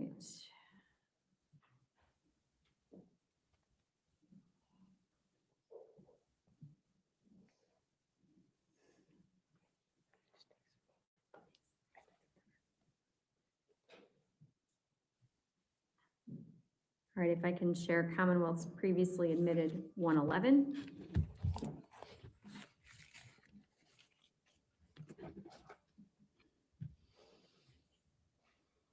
All right. For location purposes, Commonwealth's 113 was a close-up of which area of the staining that we see here? It's approximately parallel to the sideboard. All right, can you make a mark, just perhaps a dot on the screen for that stain? I'm sorry, the previous pattern is what I just marked. Oh, thank you. I can't see it on mine. All right, and so looking at the area of blood below that stain, what can you tell me about those markings? Well, looking on the photograph, looking below the area that I just marked, there's at least 2 areas of concentration that are, as you're looking at the photograph, just below and another just to the left. These are somewhat overlaying. They indicate, there's an indication of volume. These are not, it's not just single falling blood. It's definitely not cast off or impact spatter. It's not flow. It's just areas of concentration and saturation. And can you perhaps just put a dot in the centers of those 2 concentrated areas? Okay, thank you. So in the perimeter around those concentrated areas, what observations did you make of the staining? Can we see the Well, photograph, please? If I understand, we're talking about going around that general area. Again, there's multiple things that could move some of the blood in that area.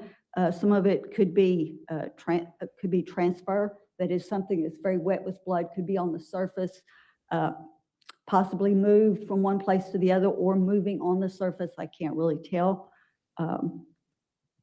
There appears to be multiple things happening. It's just, I can't identify just one and only one action in that location. Okay, well, let me ask this. If you were to draw a perimeter around the outermost edges of the blood staining that we see on the left, would the entirety of the blood contained within that perimeter be saturation? It's not all saturation, doesn't Okay. appear to be. What else does it appear to be? Well, again, some of it could be transfer, like something very bloody, either being moved in different location or moved on the carpet, either one. So it's not an even distribution through that whole area. Okay. Okay, but we are, And looking know at that- the, so could the blood be transferred because they had bloody towels and stuff trying to help her, and they had blood on the towels and the smearing and stuff of that nature?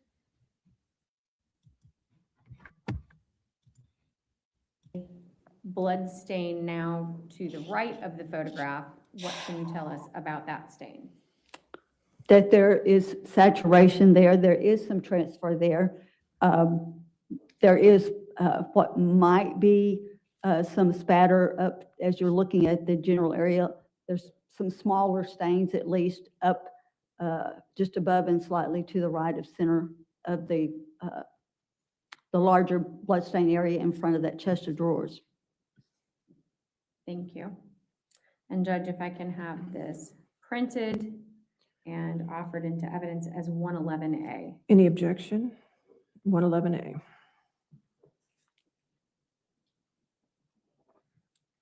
Let me know when I can pull it down. Okay. Okay, thank you.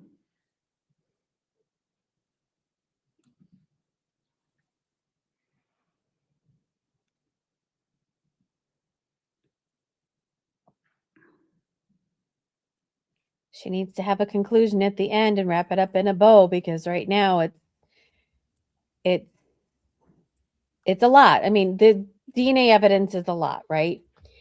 And I appreciate that she's offering into things that this person may or may not know about. All right, Judge, if I can offer. But what's the well, if point, I can ask right? for Supplemental 219 be shared with the Get to the witness and point. counsel.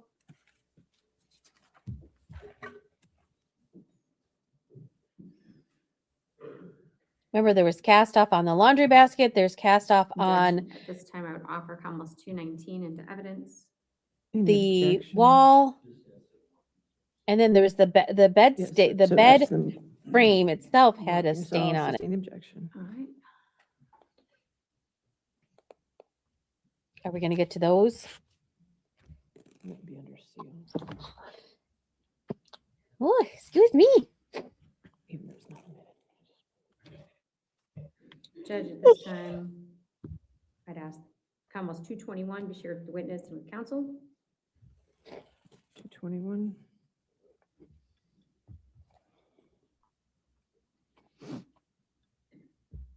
All right, Ms. Dallygraph, do you recognize this photo? Yes. All right. This time, Commonwealth would offer 221 into evidence under seal. Any objection? All right, 221 in evidence under seal. Under seal, we don't get to see it. All right, Ms. Dallygraph, we've got now another angle of the blood on the carpet that we've talked about. Can you Why don't we see the blood on the carpet? identify for us the droplets that you previously testified to having come from Joe Ryan on the carpet near the laundry basket? Well, there's an area that, on the carpet that has smaller circular and elliptical stains between the bed and the basket. Thank you. And then did you also observe any blood stains on the wall? Yes. We saw Alright, and these. Can you circle where those stains were observed to be? Is his body in these photos, and that's Sorry, why the we marking covers up. It's okay, we're gonna zoom in on it in just a moment. question Judge, I would offer mark. this as Commonwealth's 221A. I'm sorry, this is 221. Yes, 221A. And now 221A with the markings, please. Any objection? 221A under seal.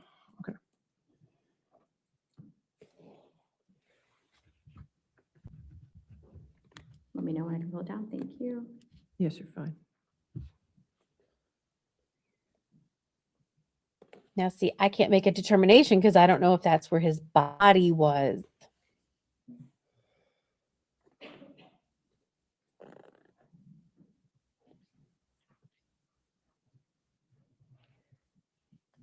I can ask to share with the witness and with counsel. Commonwealth's previously admitted 118. Okay, so I'm gonna go back here just for a second. We'll go back. I have a theory. Okay, I have a theory. Is it possible, because we don't know, is it possible that like her head is here, her body is here, Joe Ryan is on top of her here, and when they come into the room, he shoots Joe Ryan. Joe Ryan falls back. So here is there's blood stain on there's blood stain on the laundry basket, and then over here on the wall there's blood stain as well. So I am wondering if that is where everybody is. Okay, thank you for indulging me.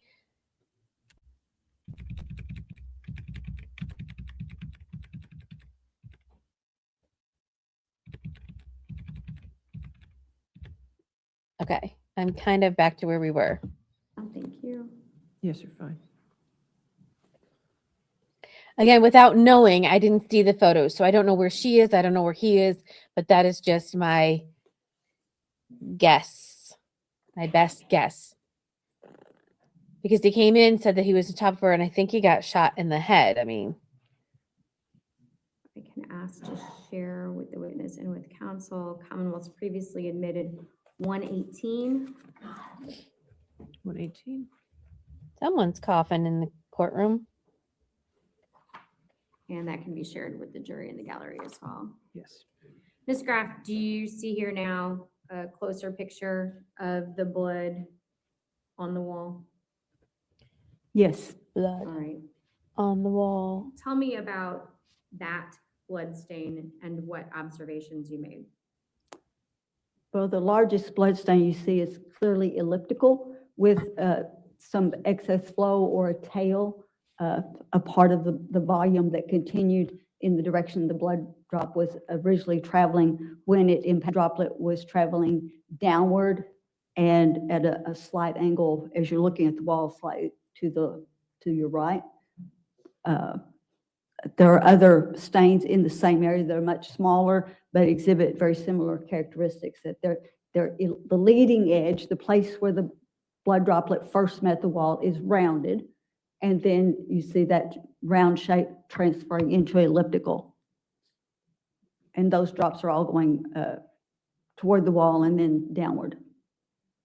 And you reviewed the certificate of laboratory analysis Remind us whose blood this is. for that particular item, swab 39, is that correct? I did. All right, and did that contain Joseph Ryan's DNA profile? I really would have DNA profile?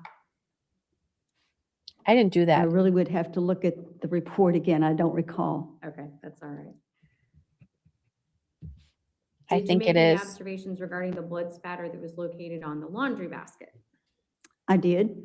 All right. Judge, at this time, I would ask to share Commonwealth's previously admitted 120. 120, okay. Tell me about the blood stain patterns that you observed on the laundry basket. Well, there are multiple circular and elliptical stains. Some of those appear to be in a linear distribution, with the caveat that the side of the laundry basket has a lot of openings, so you don't have the full pattern there. But some of them do appear to be in linear distribution. And we understand that linear distribution is consistent with what? Well, you get linear distributions in projected stains, in cast-off stains, in impacts spatter. All of those would have some linear components to them. Thank you. Remind us whose blood that Were is. those stains swabbed and tested as item 41 to your knowledge? Yes, some of these stains were submitted for further analysis. All right, and was Christine Banfield's DNA present in some of those stains to your knowledge? Some of them had Christine Banfield's DNA profile. Okay, thank you.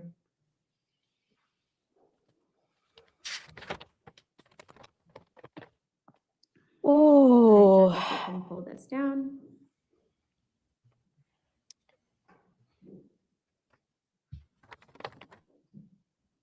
Judge, at this time, I would offer into evidence Commonwealth's 196. Any objection to 196? I don't know about the Is that a laundry no? basket. Okay, no objection. 196 in evidence, and thank you. Judge, I'd ask that be published. All right, Ms. Dallygraph, do you recognize this picture of Mr. Ryan's backpack? This is an examination picture of the backpack that was under or partially under Mr. Ryan's left leg. All right, so this is after it has been opened and spread out, is that correct? Yes, this would be an examination where everything has been removed, photographed separately, and now looking at just the backpack alone. Okay, so start us off with the thing that seems to confuse almost everyone. The circle that we see in the middle of the backpack, is that something you drew? No, Okay, to your knowledge, is that stitching on the backpack?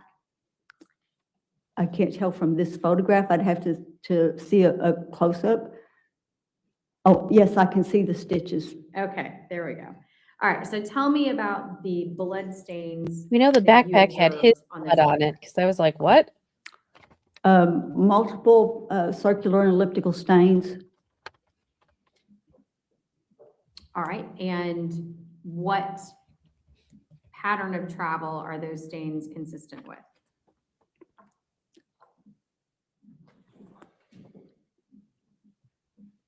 Well, some of them have some satellite or the continuation from the leading edge outward, which would indicate downward relative to looking at the photograph.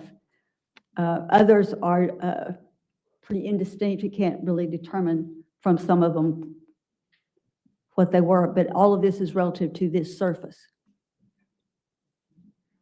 All right, Judge, if we can pull this right. down. Okay, the front of the basket had his blood and her blood on it. I got those notes from Catherine Colombo, who testified. The laundry basket had both Christine Banfield and Joe Ryan's blood on it. No one else's. All right, and Judge, if I can share what was And previously then the backpack admitted as had Joe Commonwealth Ryan's 124. only. 124 under seal. So, Ms. Telegraph, did you examine this photo relative to the one that we just shared and admitted into evidence as Commonwealth 196? Yes. All right, so tell me what observations you made of the staining on the backpack as it appears in this picture relative to 196. Well, I look at it in the context of the scene, how it was originally photographed before it was moved by officers in the scene, and to identify the patterns or the shapes of the stains that we could see in the examination photograph compared to what is visible here, to see if we can see the entire pattern or the portion of the pattern, to determine if the blood is deposited while it's in the orientation, location, everything that we see in this image, just by comparing those stains during examination quality and the in-scene context. Okay, and what did your examination reveal regarding the location of these stains and the location of the Find items in out. the bag? We want to know. Well, one of the largest of the stains that we saw in the previous photograph, you can see a portion of it going into a fold as you're looking down at the lining as it was laying there when they first photographed it in place. Okay, and is that consistent with the location of the objects in the bag as we see them photographed here?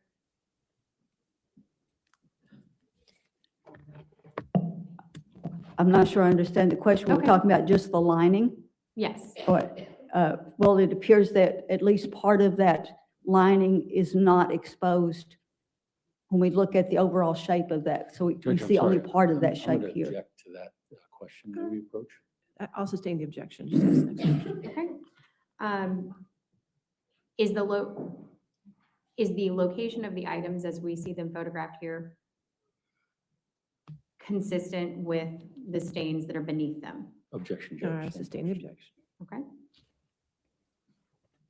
She's trying to get to it, but she can't get there. I don't know why. I don't know I think she's, Was there staining on the items as they are photographed here that created a pattern with the staining on the lining of the bag as evidenced in 196?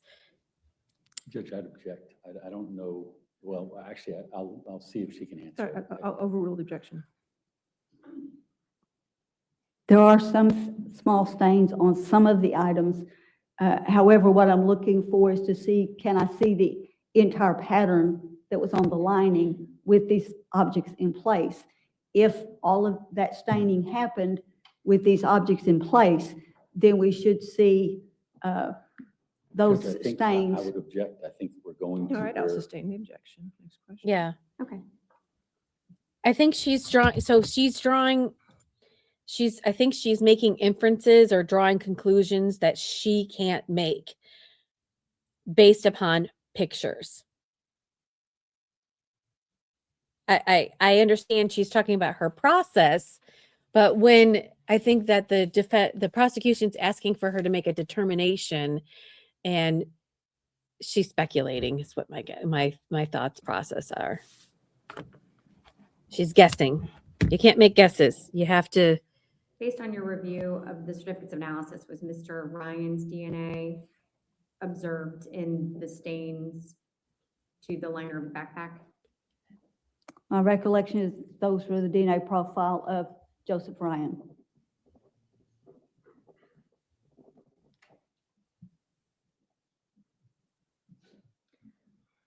In your review of the body worn camera, were you able to make any observations regarding the placement of the Glock 19M, Mr. Banfield's service weapon, at the time of the officer's first entry into the primary bedroom? Yes, Okay. And where was the Glock Model 19M? on the, I believe that'd be the southeast corner of the mattress. All right, and did you make any observations of the blood pattern in the area of the weapon? On the weapon itself, on the pistol, there was what appeared to be contact all along that entire side of the gun. When you say that side of the gun, which side of the gun? The side that was up as it's laying on the mattress.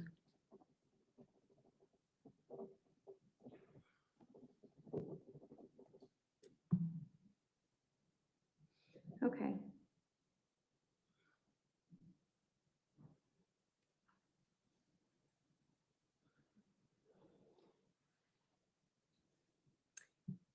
In your expert opinion, Okay, well, hang on before she gets to Based on- that. So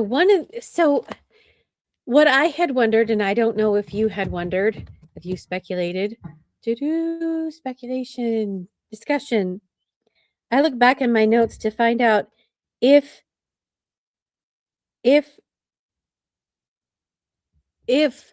Joe Ryan had been stabbed, right? Does he have any knife injuries on him? Does he have any cuts on him? And like his body, like had been, I think maybe they said he had a bruise on his thumb, which was indicative of holding a knife. But I don't see that he had any cuts on him. So I'm not sure, like no stab wounds. Okay, so she's going to give an expert opinion. I'm going to back up just a smidge. She's getting ready to ask that in question. your expert opinion, based on the location of the blood on Mr. Ryan's hand, the location of the blood on his pants, the location of the blood stains on his hip, and your review of all of the evidence in this case, including the autopsy reports,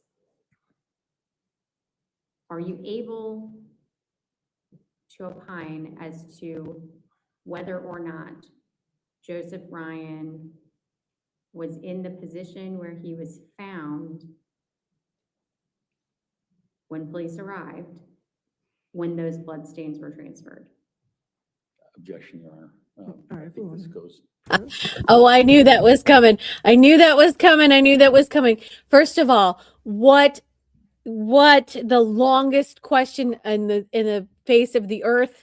Oh my gosh. The longest question. And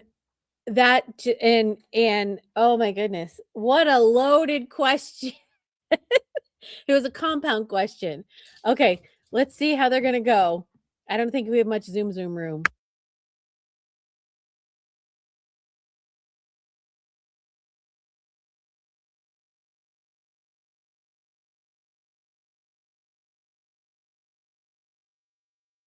Okay, sorry for the background noise. Somebody's making coffee, but we have Not to having continue. further questions. Thank you so much. Oh. Nope, they came back. Get your patience. All right, cross-examination. Oh, so that was, oh my gosh, that's incredible. The defense got that question yeeted. Oh, nice try, Miss Prosecutor. Nice try. And what is that, a skirt or are those like gaucho pants? I'm not sure what she's wearing. I'm trying to see what she's wearing. You can't see. Let's see. We'll make it a little bit bigger. I don't think those are shorts, but interesting. All right.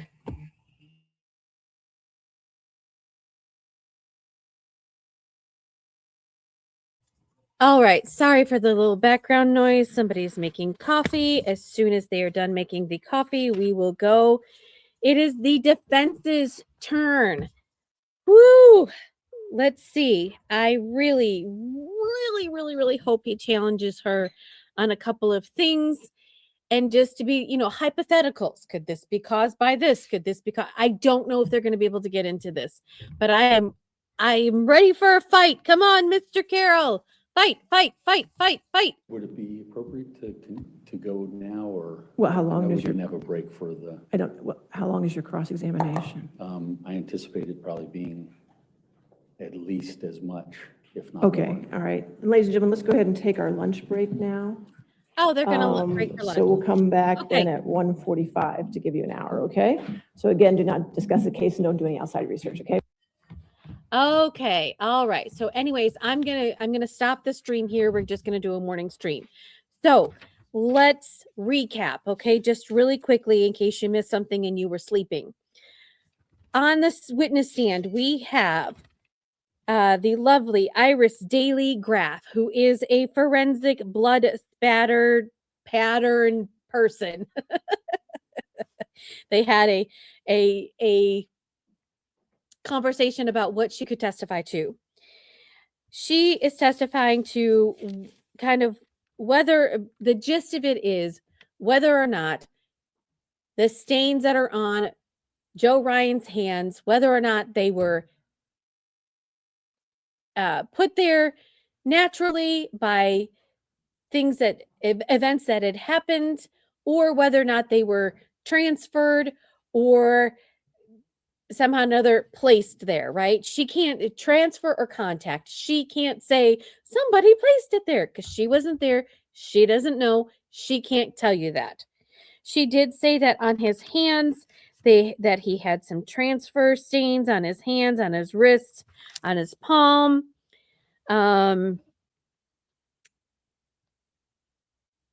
She said that there was the blood clot on the left hand. There was like a missing spot there, that some object came in contact with it. Could be the knife. We just don't know. What type of witness was she? She was good for some things, to sort of the prosecution is stating that these events didn't happen naturally. So therefore, how did these stains end up where they were? And so she is testifying that they happened via transfer or contact, or they were there. It's not 100%. For me, it's not 100%. Again, I don't have all the evidence. I don't see all the pictures that she's looking at. I'm still not 100% convinced. So we'll see what the defense have to say. So that is where we are for the first half of this stream. They're taking a lunch break. So hopefully when we come back for the second half of the day, we can zoom. So that is all that I have. Please make sure that you like and follow and subscribe if you want to hear more from this lovely Banfield Au Pair trial. We'll see you again in the afternoon. Thanks for watching Legalese 123. If you like what you saw, please like and subscribe for more content.